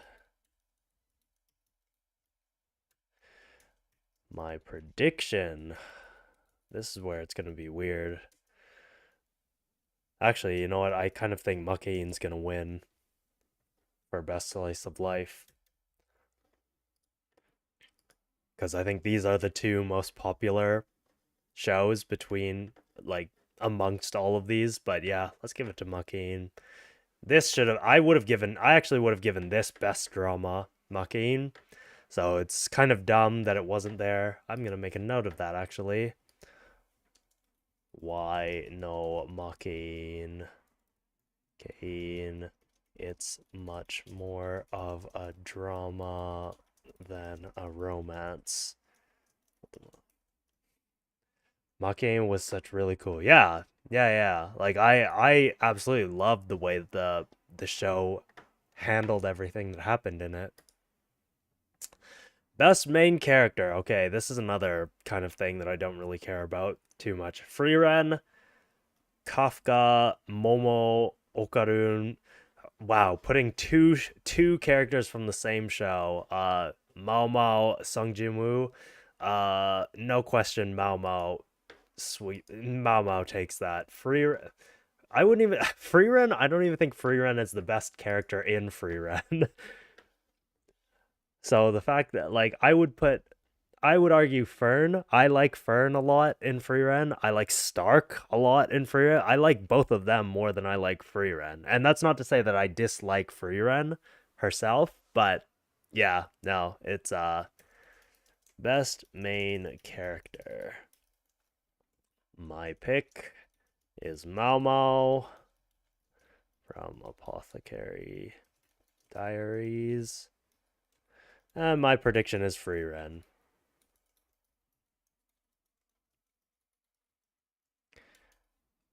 They're pushing for Dandadan, but I don't think like Momo would be a better pick than Okarun for one, but putting two of them, like come on. Come on, putting two of like they don't even have I like them as characters, but they don't have as much depth as like Mao Mao or Frieren. Sung Jinwoo is just he's kind of a self-insert. That's how I saw him, at least in season one. And again, I didn't watch the show, so I don't know what Kafka is like. But yeah, Mao Mao definitely so much depth to her character. So easy to understand too. Best supporting character. Oh, okay, fair. Fern, if she's not gonna be a main, Fern is definitely a main though. Fern and Himmel from Frieren, Jinshi from Apothecary Diaries, Seiko from Dandadan, also Turbo Granny from Dandadan, and Senshi from. See, I would not even necessarily put Senshi as the best supporting character from Dungeon Meshi. I would think Marcel. I kind of think Marcel has a lot more backstory to her than like Senshi. You don't learn about his backstory until like way later in the series. I voted Himmel here. Himmel. Okay, yeah, no. Between these two, like it's definitely gonna be one of them. I don't know which one of them it's gonna be, but it's gonna be one of them. Um, but this is weird. Like Jinshi, I also really like Jin. I might actually give it to Jinshi over these two because like they feel both of them like they're very easy to understand both of these characters, but I feel like there's not what we know about them at this point. There's not like tons of depth. At the very least, compared to Jinshi, there's like there's not that much to know about them compared to him. Senshi Senshi does have more depth, but we don't really get to explore it until the very end of the season, and I don't really think that yeah, I don't know. I don't think Senshi was the best pick for here. And it is weird that like why did they not also include um if we're talking best main characters, why is Senshi not a main character for one? He is very much a main character. But I guess we put shoot, I should not be forgetting his name, but the main character from Dungeon Meshi, the main knight guy, oh, I should not be forgetting his name, but I'm forgetting it right now. Anyway, best supporting character, you know what, I'm gonna give it to Jinshi actually. I think there's so much depth to his character. Like the characters in Apothecary Diaries are so well written. There's so much to them. And again, that's not to say that I don't think that the free run characters are well developed or like have depth to them. I just think that comparatively Apothecary Diaries is basically all about just how the characters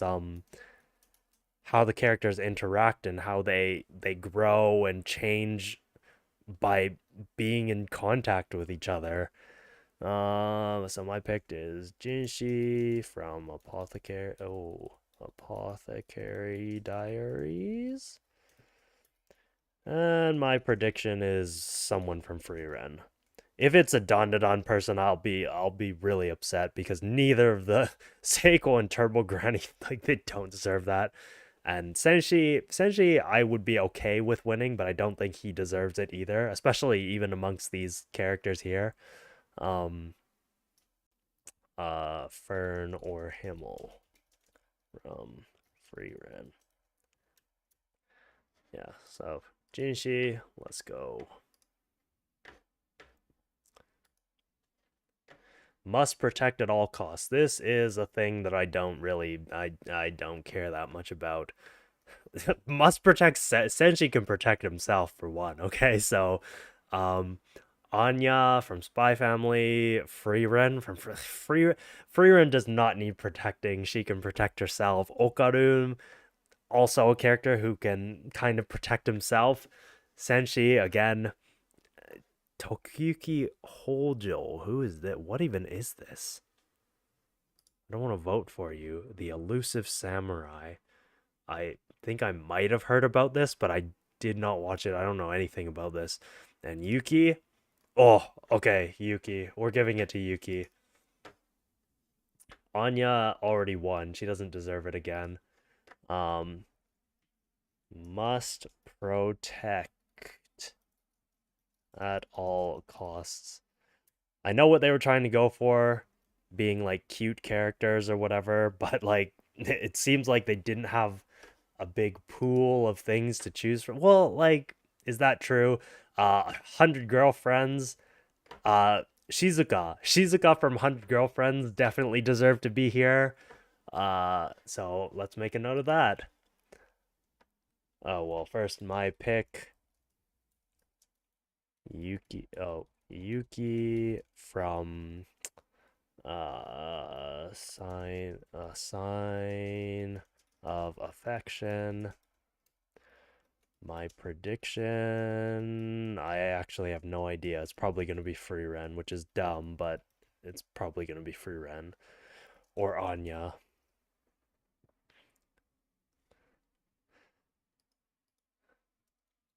Why no Shizuka from 100 Girlfriends? Shizuka deserved to be there.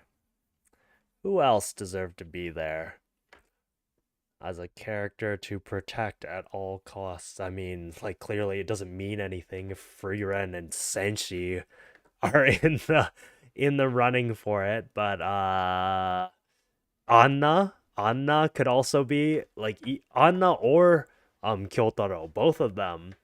Why no Shizuka from 100 Girlfriends or Anna and Kyotaro from Bokuyaba.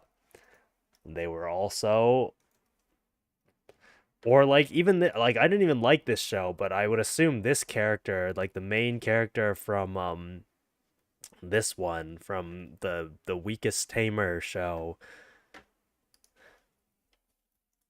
or weakest tamer pro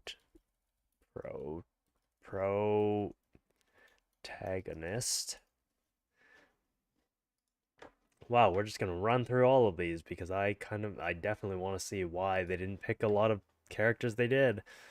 You could argue Megumin. Megumin from Konosuba is also one that I'm sure they put in the past before. Hollow, another one that could arguably be in there. Any of Rudy's family from Mushoku Tensei. I'm sure there are a bunch of slime characters you could put in. Uh, Either of the grandparents from Ji-san, Ba-san, Wakagairu.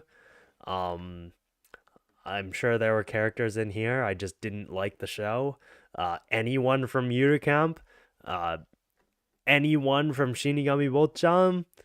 Uh, a bunch of these characters could also work from Jellyfish Does Not Swim in the Night or Girls Band Cry. Both of those had a lot of characters you could put in that category. Alia or any of these other girls actually as well. What was the name of the quiet girl from Mucking?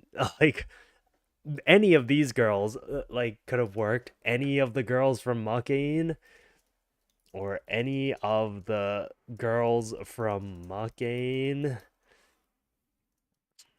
or Alia from Russian show.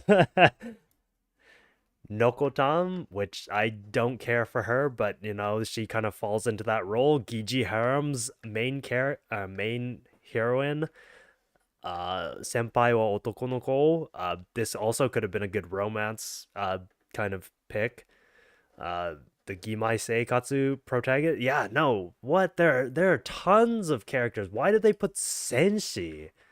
And again, like Dandadan shouldn't count in their own by their own metric of when they choose characters or choose shows. So this is kind of dumb. But anyway, Yuki for sure, especially over Okaru, Senshi, Frieren.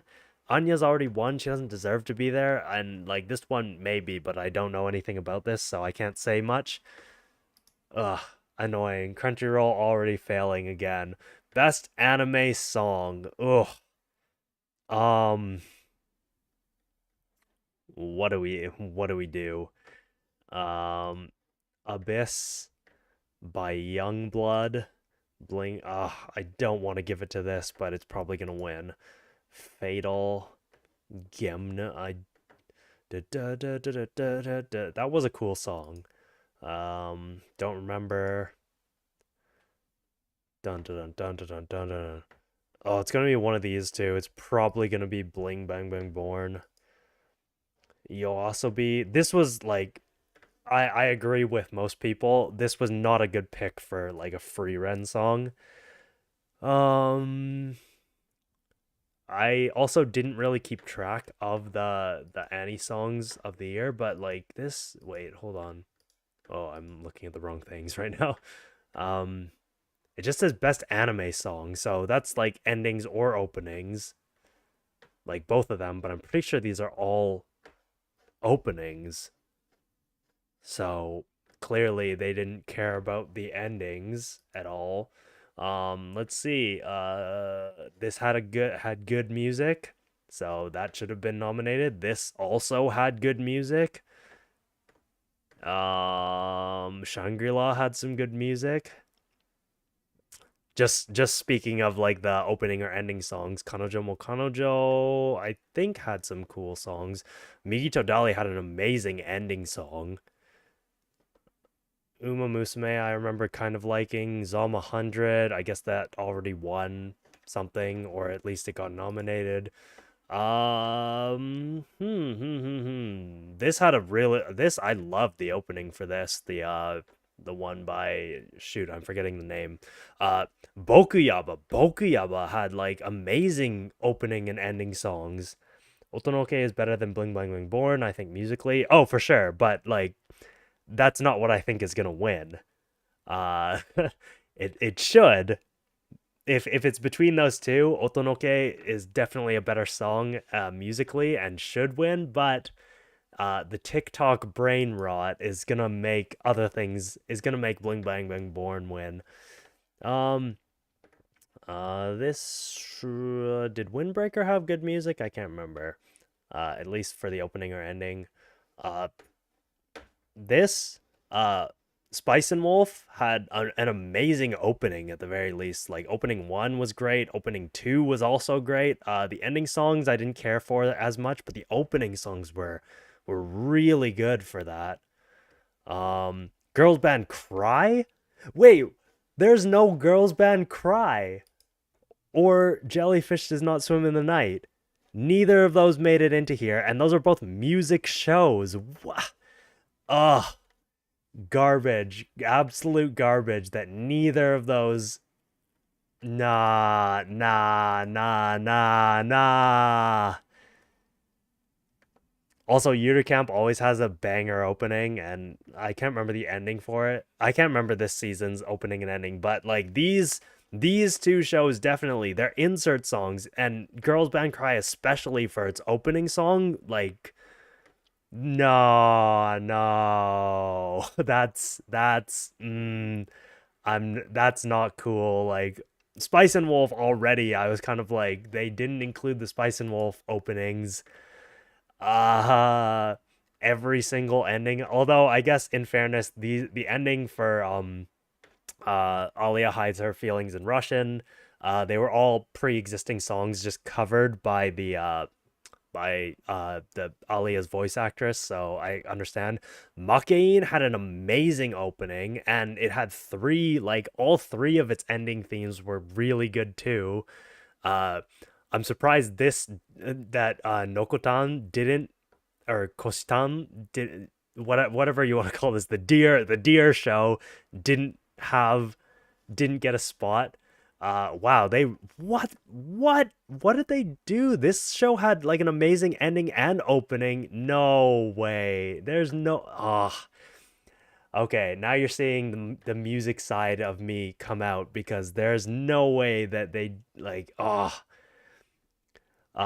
also again because Dandadan if they're including things like Dandadan Shangri-La Frontier season 2 Shoshimin series drop yeah, Shoshimin series I couldn't. I was like it's too again I said it earlier, maybe it's inappropriate, but it was too autistic for me. Like the way the characters interacted with each other was so just like I it didn't feel like the way people interact with each other. And I know they were both supposed to be weird outcasts, but like I couldn't. I couldn't understand how anyone in the show was interacting with each other, and it just annoyed me. But we're talking about music here, and the Shangri-La Frontier's opening and ending actually both should be considered. What did they pick? What are these? Like, yeah, I kind of expected these two, but this, nah.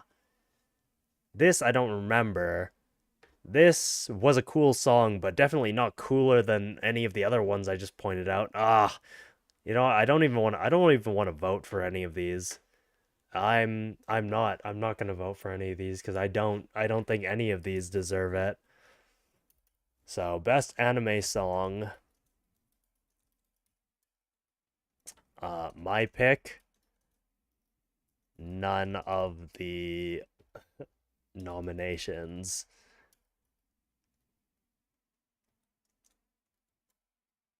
And my prediction, uh, bling, bang, bang, born, Marshall, season 2. Yeah, no, that sucks. I really hope they would up their game. Oh, I'm guessing next is the best soundtrack or best score, as Crunchyroll is gonna put it. And I've talked about this in the past before, how they always miss. It's not a score. It's not a score, but best score. Oh, oh my heart. Oh my heart. Okay, Bleach. I can't say anything about. I don't know.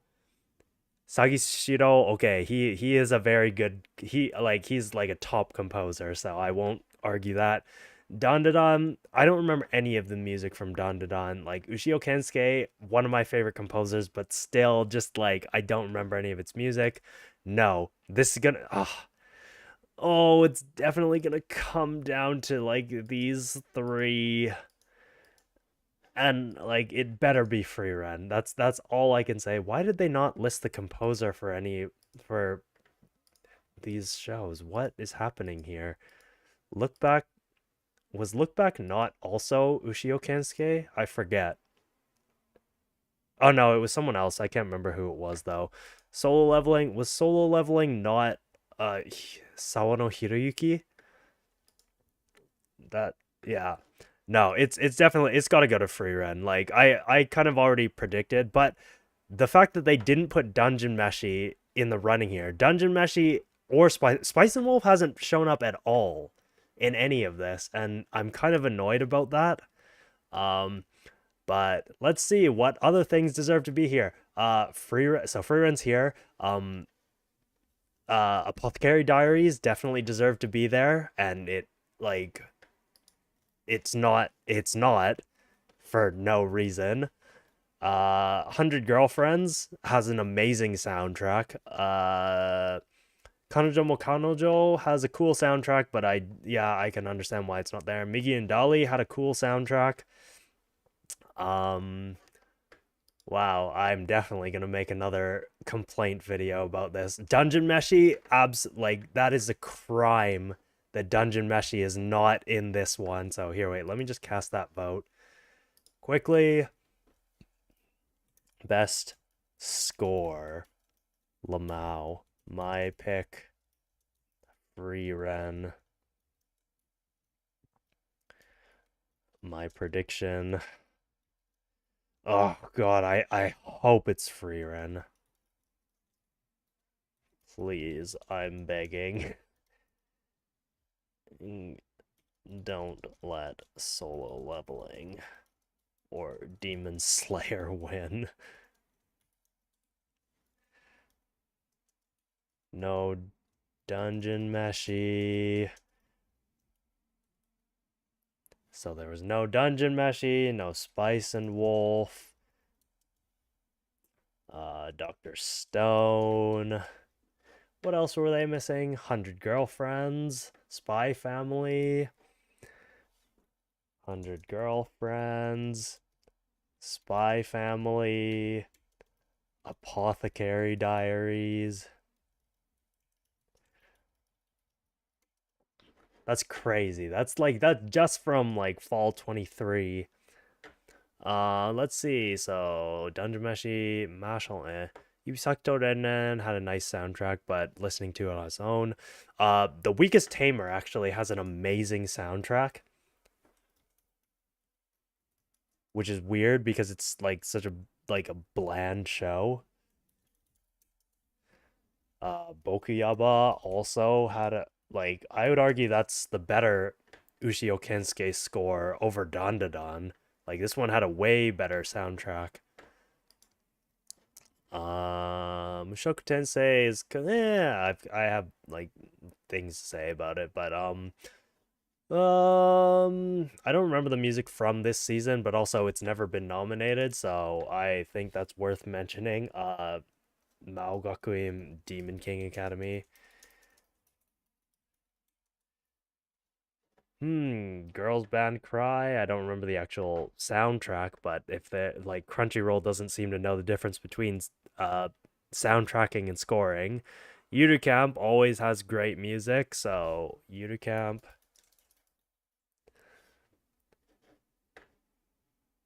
Oh wait, yeah. Let's go best anime song too. No Girls Band Cry or Jellyfish does not swim in the night. Dot dot dot. Summer 24. What other good soundtracks? Oshinoko had a way better season 2 soundtrack, so wow, look at all these things that I'm listing off that they didn't put. Makein has an incredible soundtrack, actually. Gimai Seikatsu, which, what is that? Days with My Stepsister? Here, let's put the English title. Days with My Stepsister. Oh, yeah. Here, wait. Now we've got to add to the best anime song, too. Or Senpai wa Otoko no Ko. I'll probably add to this list later on as well, because... And yeah, so soundtrack-wise, ReZero should always be there. I don't think it's ever been nominated. ReZero, Blue Box, Dungeon, Danmachi, Orb, Shangri-La, Frontier had a cool soundtrack, but yeah, maybe not something. All right, so how many shows is that they snubbed this year? Which I don't feel as strongly about as I did last year, but hey, it's still a lot. 1, 2, 3, 4, 5, 6, 7, 8, 9, 10, 11, 12, 13, 14, 15, 16, 17. 17 shows. Last year I only mentioned 10, kind of 11, but I didn't watch one of the shows that I talked about. And yeah. All right. Crunchyroll has continued to disappoint with yeah. Yeah, I don't know. Look Back did have a good score. and it's probably the only one that has a score amongst these. Again, score differing from a soundtrack in that it's written to the picture, whereas soundtracks are just written music written and then they fit the the picture to it later on. Yeah, free run. It's got to be free run for this. Best opening sequence. Do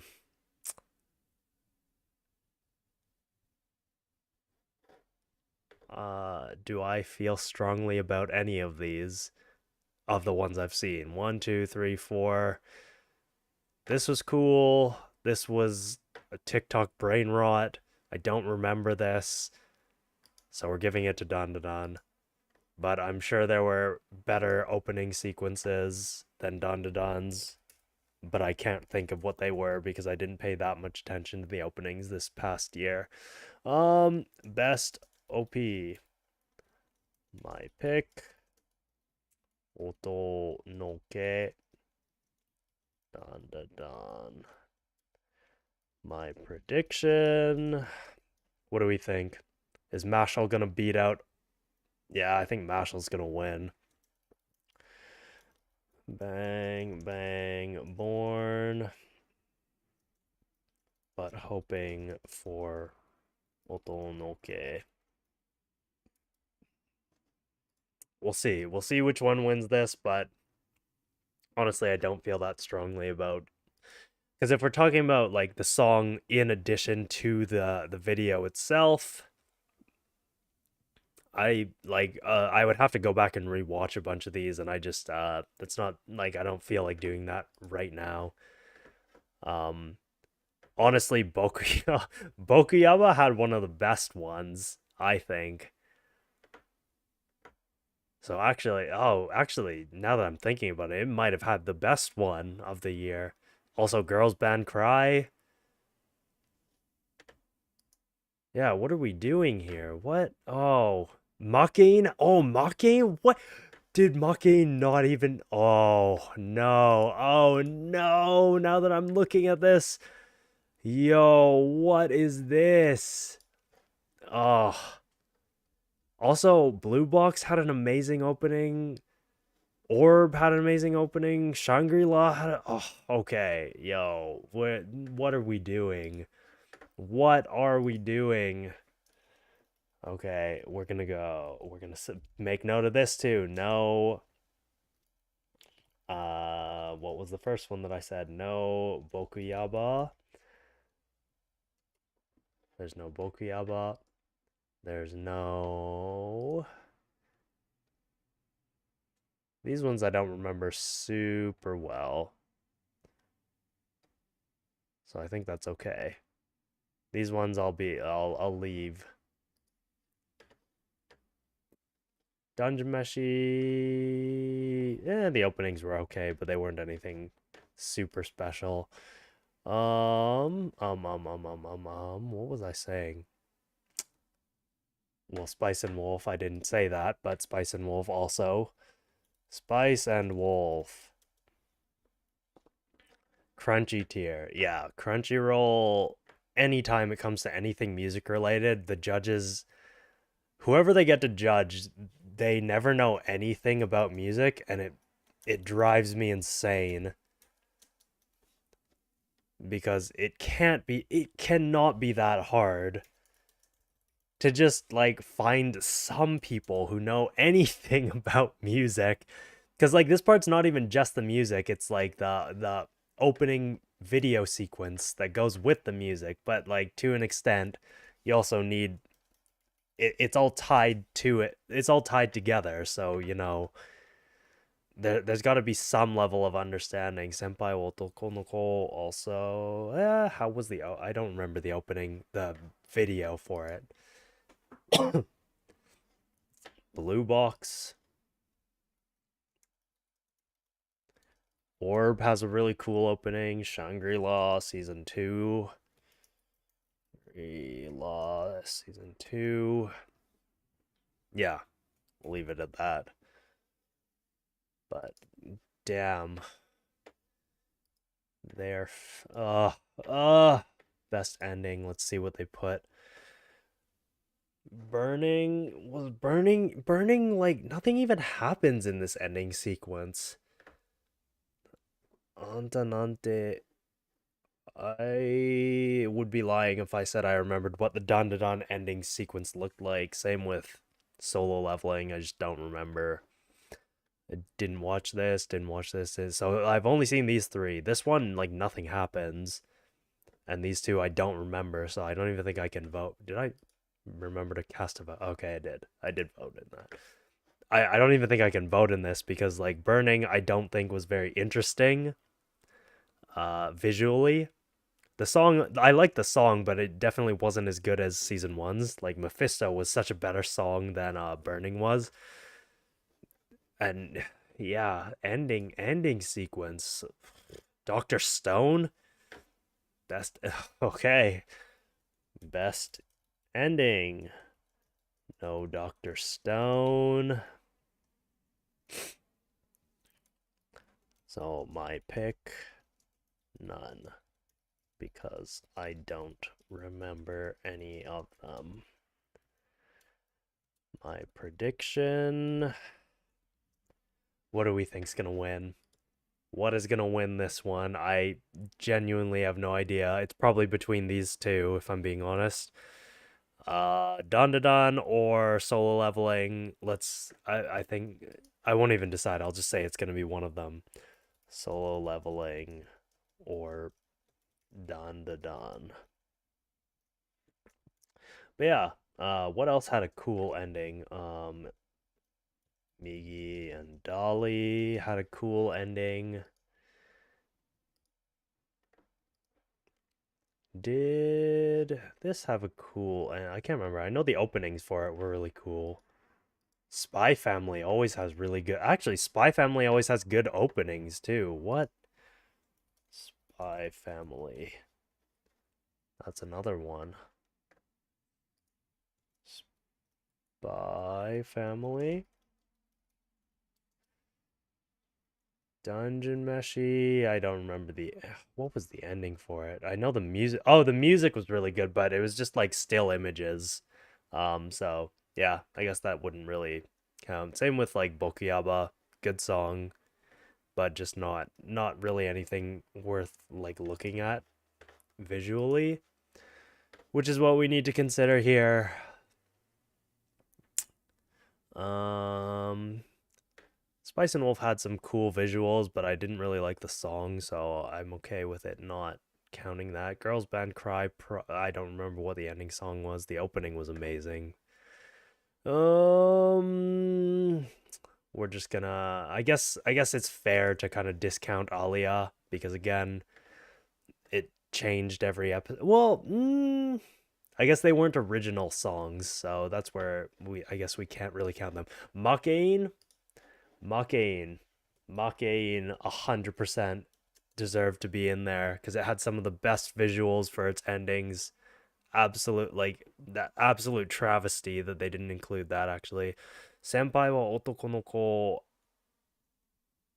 I know I really love the song, so I'm gonna put that in there, but I don't remember what the actual video was. Otoko no Ko. Um, let's see. Endings here. Oh no, Blue Box. Blue Box actually did have some really good visuals. Orb. Does Orb? I can't like. I'm blanking on what Orb's ending looks like. Yeah. No. This is rough, Crunchyroll, but expected because they always do this when it comes to music. They always fail. So I'm not voting for any of these. Best voice artist performance. Okay. Okay. Aoyuki as Mao Mao, I'm assuming. Atsumi Tanizaki as Freeran. Freeran's probably gonna win, but I don't think she really deserves that. She doesn't really deserve the win here because Freeran is such a non like other than episode 1, she basically has the same like non she's very like her character is very just like plain. She doesn't express herself a lot, and so there's not a lot to actually there's not a lot to go off of, which I feel like is a weird, like I understand why they put her here, obviously, but I don't think nah, she doesn't. It shouldn't be free run, but it's going to be. Shion as Momo was really good actually. So yeah, Momo, I think it's not my favorite performance. Like I think she does a really good job of it, but Momo is also kind of what's the word, stoic. She's kind of stoic, obviously not to the extent that Freeran is, but like she's also kind of a stoic character, so I feel like she's also not like, it's not like a cool performance where you've got to explore all the different nuances of how the character behaves in different situations, because Mao Mao acts very similar. I didn't watch this show. I really want to because I've heard it's really funny, but yeah, I can't say anything about it. Uh, Wakayama Shion as Momo, amazing performance actually. Like this is one where you get to like hear all the different nuances of her voice and stuff.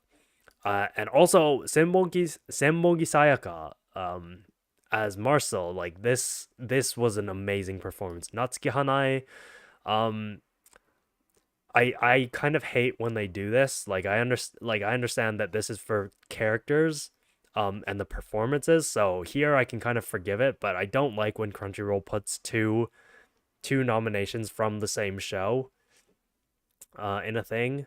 And between Okarun, like Hanai Natsuki and Wakayama Shion, I would definitely give it to Wakayama Shion as the more nuanced character in this show specifically.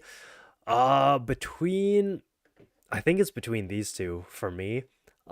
Between Marcel's performance and Momo's performance, um, I kind of want to give the edge to Senmongi Sayaka just because we get to see a lot, we hear a lot more of her, and we see a lot more sides to her character. Just because it was a two-core show, we got to see a lot more than we did with Momo. So I think I'm gonna give it to the Marcel performance, because it like they're both very very good. Let's see. So best voice acting Japanese. My pick, Marcel. Oh, I guess I should put her actual name.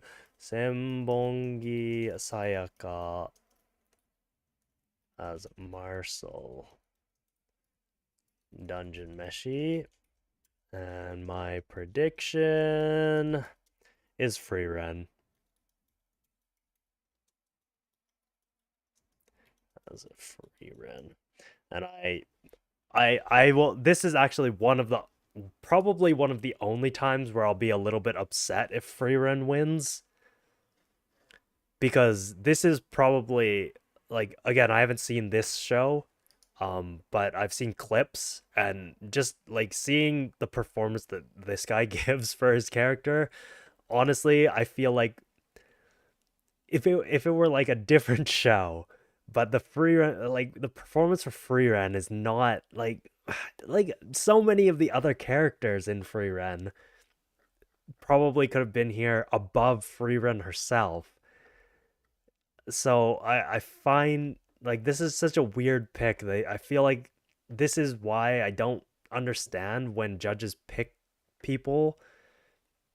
But then again, like a lot of the people nominating things are English speakers with not a lot of Japanese knowledge, I'm assuming. So they're just picking popular things in categories they don't know much about, which is like, things like this and like anything sound related.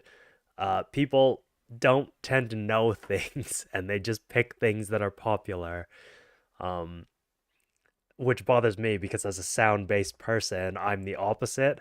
And so when I have to vote off of things that people have no knowledge of, and then vote on things that I have not a lot of knowledge on, that other people will probably have more or equally zero knowledge of. It doesn't make for a very nuanced awards show, if that makes sense. So, yeah. Best voice performance English. I didn't watch any. I don't watch things in English, so I could not tell you.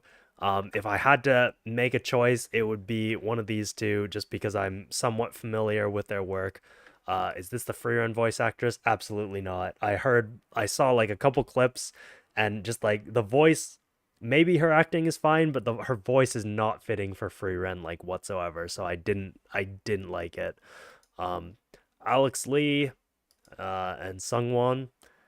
Between these two, it's probably one of them. So I won't make a vote, but I will make a prediction. Best voice acting English. My pick, an A. My prediction, Alex Lee for Solo Leveling, or Sungwon. Oops. Sungwon Cho for Dungeon Meshi. Is that everything? Oh, that's everything. Wow, we made it to the end. So I didn't vote on best anime song, best ending, best English performance, or best animation. I didn't vote on best animation. Wait, did I not? Best animation. Best. Oh, I just forgot to actually pick it. Okay, so yeah, best anime song I left off because none of these deserved that spot. Just looking at all the thing again, just looking at all the things that they cut out from there. Best anime song, they didn't put Girls Band Cry, they didn't put Jellyfish Does Not Swim in the Night, Senpai wa Otoko no Ko. Um, I'm sure. Oh, yep, no Spice and Wolf. Spice and Wolf. Uh, Makain. Yeah, just a lot of things that I think got left off. Dr. Stone had a really good ending theme.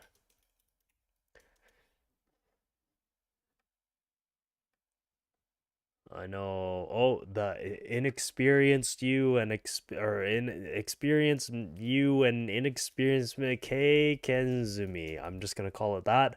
Uh, Kei Kenzumi had a really good ending song. Absolutely love Alia. What else was there? Migi to Dali, good songs. Migi to and Dolly had a really good song. Shy had like a good opening, if I'm remembering right. It was Mandarin. Dekaboko Majo had a cool opening. 16-bit Sensation I feel like had good music, but like good opening or ending. I can't remember which, but I can't think of it off the top of my head, so I won't put it in my mentions. Let's see what else was not there. Bokuyaba. Bokuyaba was also not there. Wow. Or Yubisaki Torennen. Bokuyaba. Sign of Affection.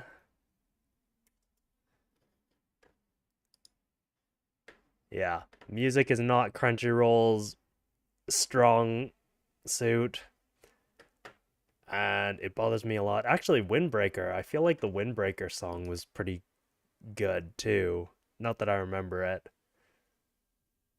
but that should have been there. Let's put Yuta Camp in there because that always deserves to be in there.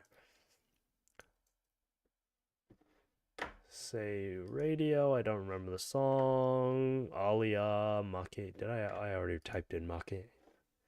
Yep. Gimai Seikatsu, I don't remember the opening or ending, but I know the music itself was incredible. Senpai Otoko no Ko, Tasukare Out Focus. And then the last thing to look at, Orb. Orb has like great music as well. Orb, Shangri-La. Yeah.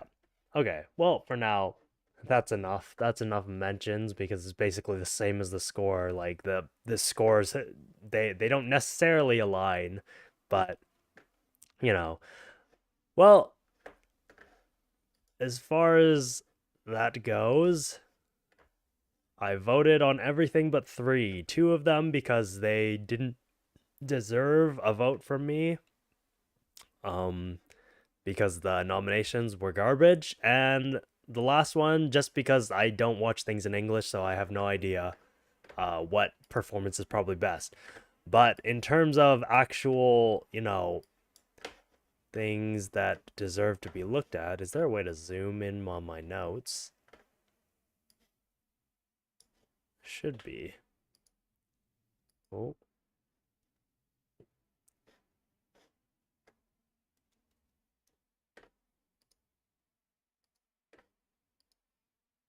view, zoom in, shift command dot.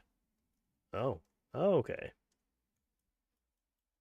Okay, so just to quickly go over all of my picks. So, anime of the year, I put Dungeon Meshi. I think Freeren's gonna win it, but that's whatever. Film of the year, Look Back, and I think Look Back should win, but if it's the normies voting, then it's probably it'll be Haikyuu, Hiroka, or Spy Family. We'll find out. Click on share. Um,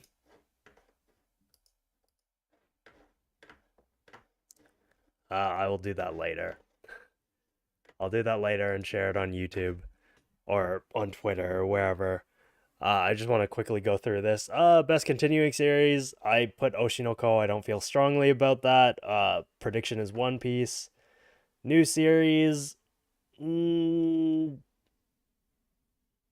Frieren, I guess. But yeah, no, all the same. Doesn't really matter. Original anime. Girls Band Cry.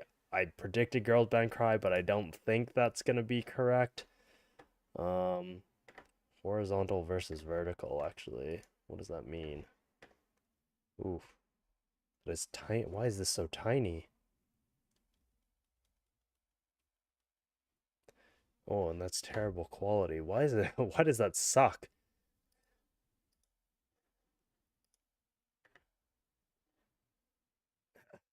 Yeah, no, that's not much better. The picture is like terrible, tiny quality for some reason.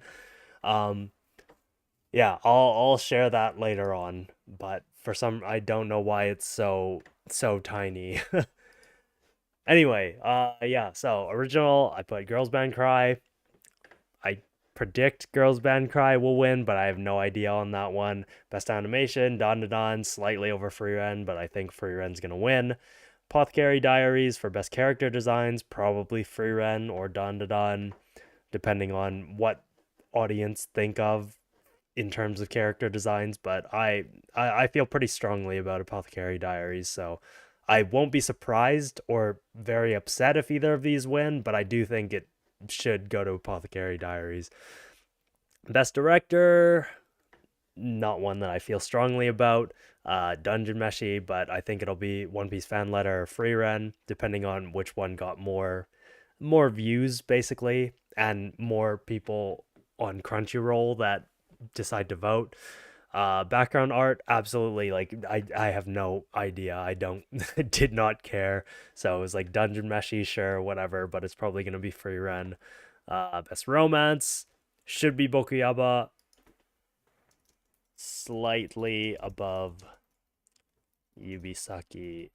I guess a sign of affection. And yeah, I don't know what's gonna win for best romance. It's kind of up in the air with that one. I don't know what was popular in terms of romance. I do know Bokiyaba is super highly rated, probably the highest of all of the things that were in there. Best comedy, I put Dungeon Meshi because it made me laugh the most, but I wouldn't necessarily classify it as a comedy. It's just like it has some comedic elements, but yeah, I think Konosuba or Mashal, less likely Mashal. It does have more broad appeal, but I think Konosuba has more like weeb appeal. I just like Dungeon Meshi, that's all. Best action, I think Dandadan. It's probably going to be. It might be Dandadan, but solo leveling is also very popular. Isekai, that's just like a weird category. I don't really like it.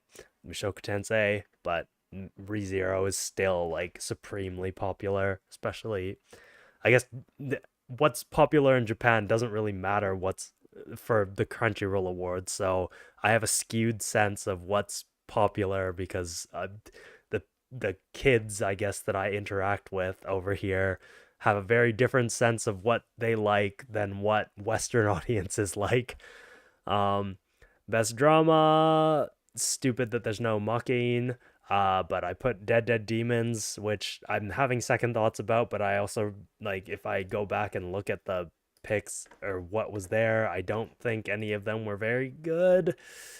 Yeah, no, not very great picks for best drama, but sure, whatever.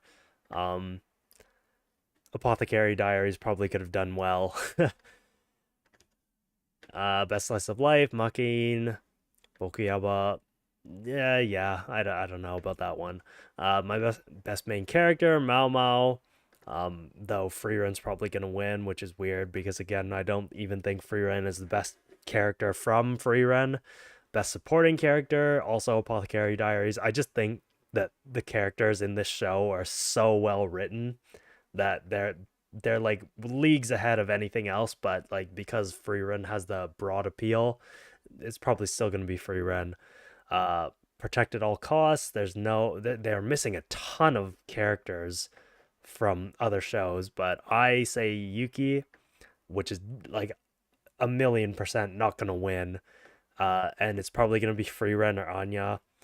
Probably not Anya because she already won once, and people don't really care about Spy Family anymore. Freeren, if Freeren wins, I won't be upset. I won't be upset at anything here really, but because I don't really care about the Crunchyroll Awards. But Freeren is a dumb pick for this category, just straight up. She like dumb. Also, like Senshi is also a dumb pick. This is just like a weird category to put characters that can defend themselves in. Best anime song, they're missing like way too many, and so I didn't pick anything because it was like the picks they had were dumb. Best score, Freeren definitely needs to win, but it's not even a competition. What's in here? And if it doesn't win, that's ridiculous because I hate every time Demon Slayer wins. I hate it. I'm kind of glad that they didn't put like the Attack on Titan movie in here because that also would have been ridiculous. To let Sawano win for that. Although I swear he's the composer here, and they just didn't like put his name under it for some reason. But yeah, I don't remember the soundtrack from this. I know Look Backs was good, and then Bleach I haven't watched. Same with Demon Slayer, but Goshina has written what like 2,000 tracks at this point, and it's all gonna be credited to Kajira for writing like 30.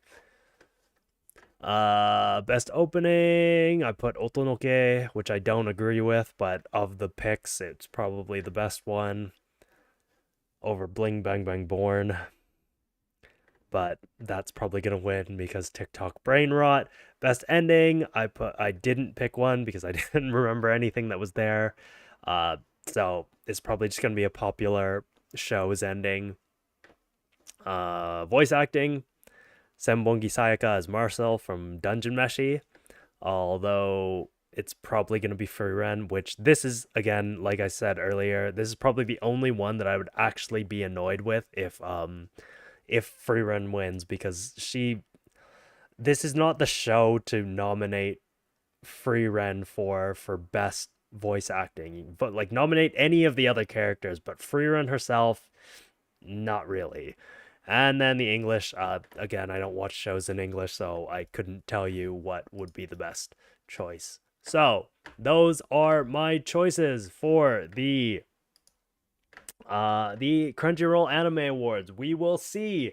Come probably May. Is that when it is? I think it's something like that. Like the Crunchyroll Awards usually happen sometime in May once they've had a chance to tally all of the votes and everything. Actually, let me pull this back up because I want to see how it works.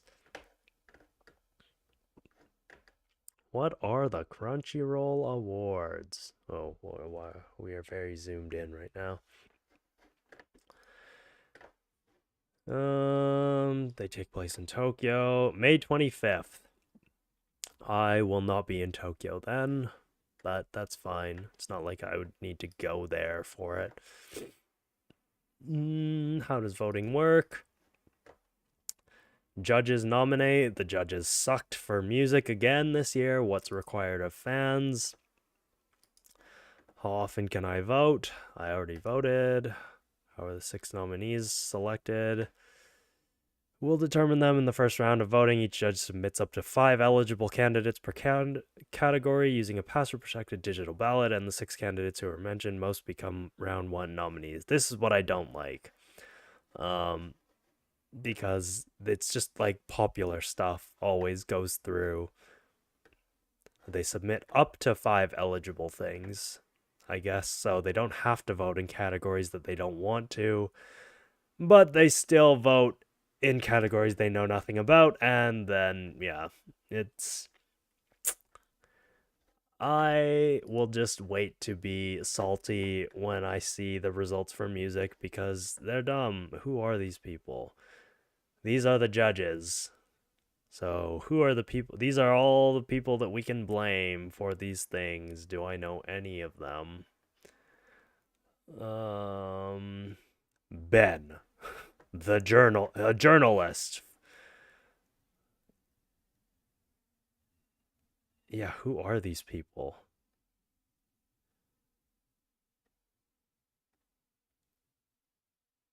Anime connoisseur. I feel like that is kind of meaningless. You can talk to him about any topic. Every anime season is meticulously searched for new interesting stars. Kristoff personally watches 5 to... But who is this guy? Like, he's just like a guy. I don't understand. Like, how does this... Uh... Chili Rex. Yeah, is anyone music related? There's a lot of journalists, so which I'm assuming just means they write about anime and like on their news websites or whatever. Oh, a musician. And all that says about him is that he's a musician and podcaster based in Nashville. Okay, well, that doesn't mean much. Um, any other music people? This guy's like a cosplayer. That doesn't mean much in terms of like how qualified you are to be a judge. This is what I don't understand about the how they pick the judges, because like who are all of these people, and are they like what qualifies them? Because like Shibuya Kaho is like the only she's the first person that I know in this whole list. And yeah, I mean, I'm sure there's a bunch of anime related people, like content creators and whatever, but I don't know. I've never heard of like any of them. Like who is she? And Instagram's getting some of the viral videos, engaging anime content that resonates with our dedicated community, reflects the care and yeah, that doesn't help. Yeah, I don't know. I don't know like any of these people. I'm sure there's probably like at most 5 people on this list that I'm aware. Oh wait, no, there's the end of the list. Okay, so I know a single person. I know one, yeah, one single person who is a judge. Oh, no, there we go. Two. Glass reflection. I know two people,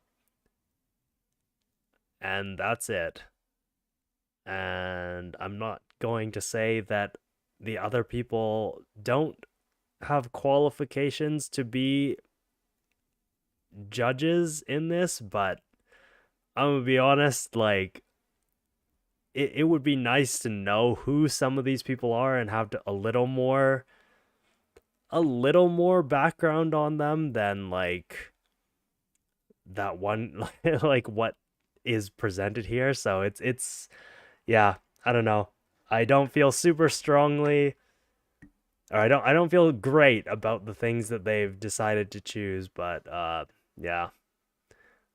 And the presenters, I mean, I don't care about this. This doesn't matter to me. Yeah. Anyway, so we've gone through my list. We know that the music picks and everything are still a big disappointment. Not much we can do about that, but yeah. That's about it. That was the only thing I had planned for this stream. Is relatively short for what I've streamed before, but yeah, that's all I've got to say. We'll find out at the end of May, where I don't think I'm going to stream, like live stream my reaction to the awards, but I will probably post about them and then make another angry video about the music picks because I don't feel as strongly as I did last year. Last year they snubbed basically every good show and didn't put any of them. At the very least, this year they did make sure to put Free Run. That was like the easiest dub that they could get for a top pick. The only ranking, uh, the only ranking that honors anime for me is the My Anime List ranking.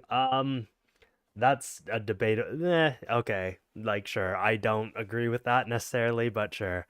Anyway, so yeah, like I was saying, I will probably react and make a video responding to whatever ends up winning.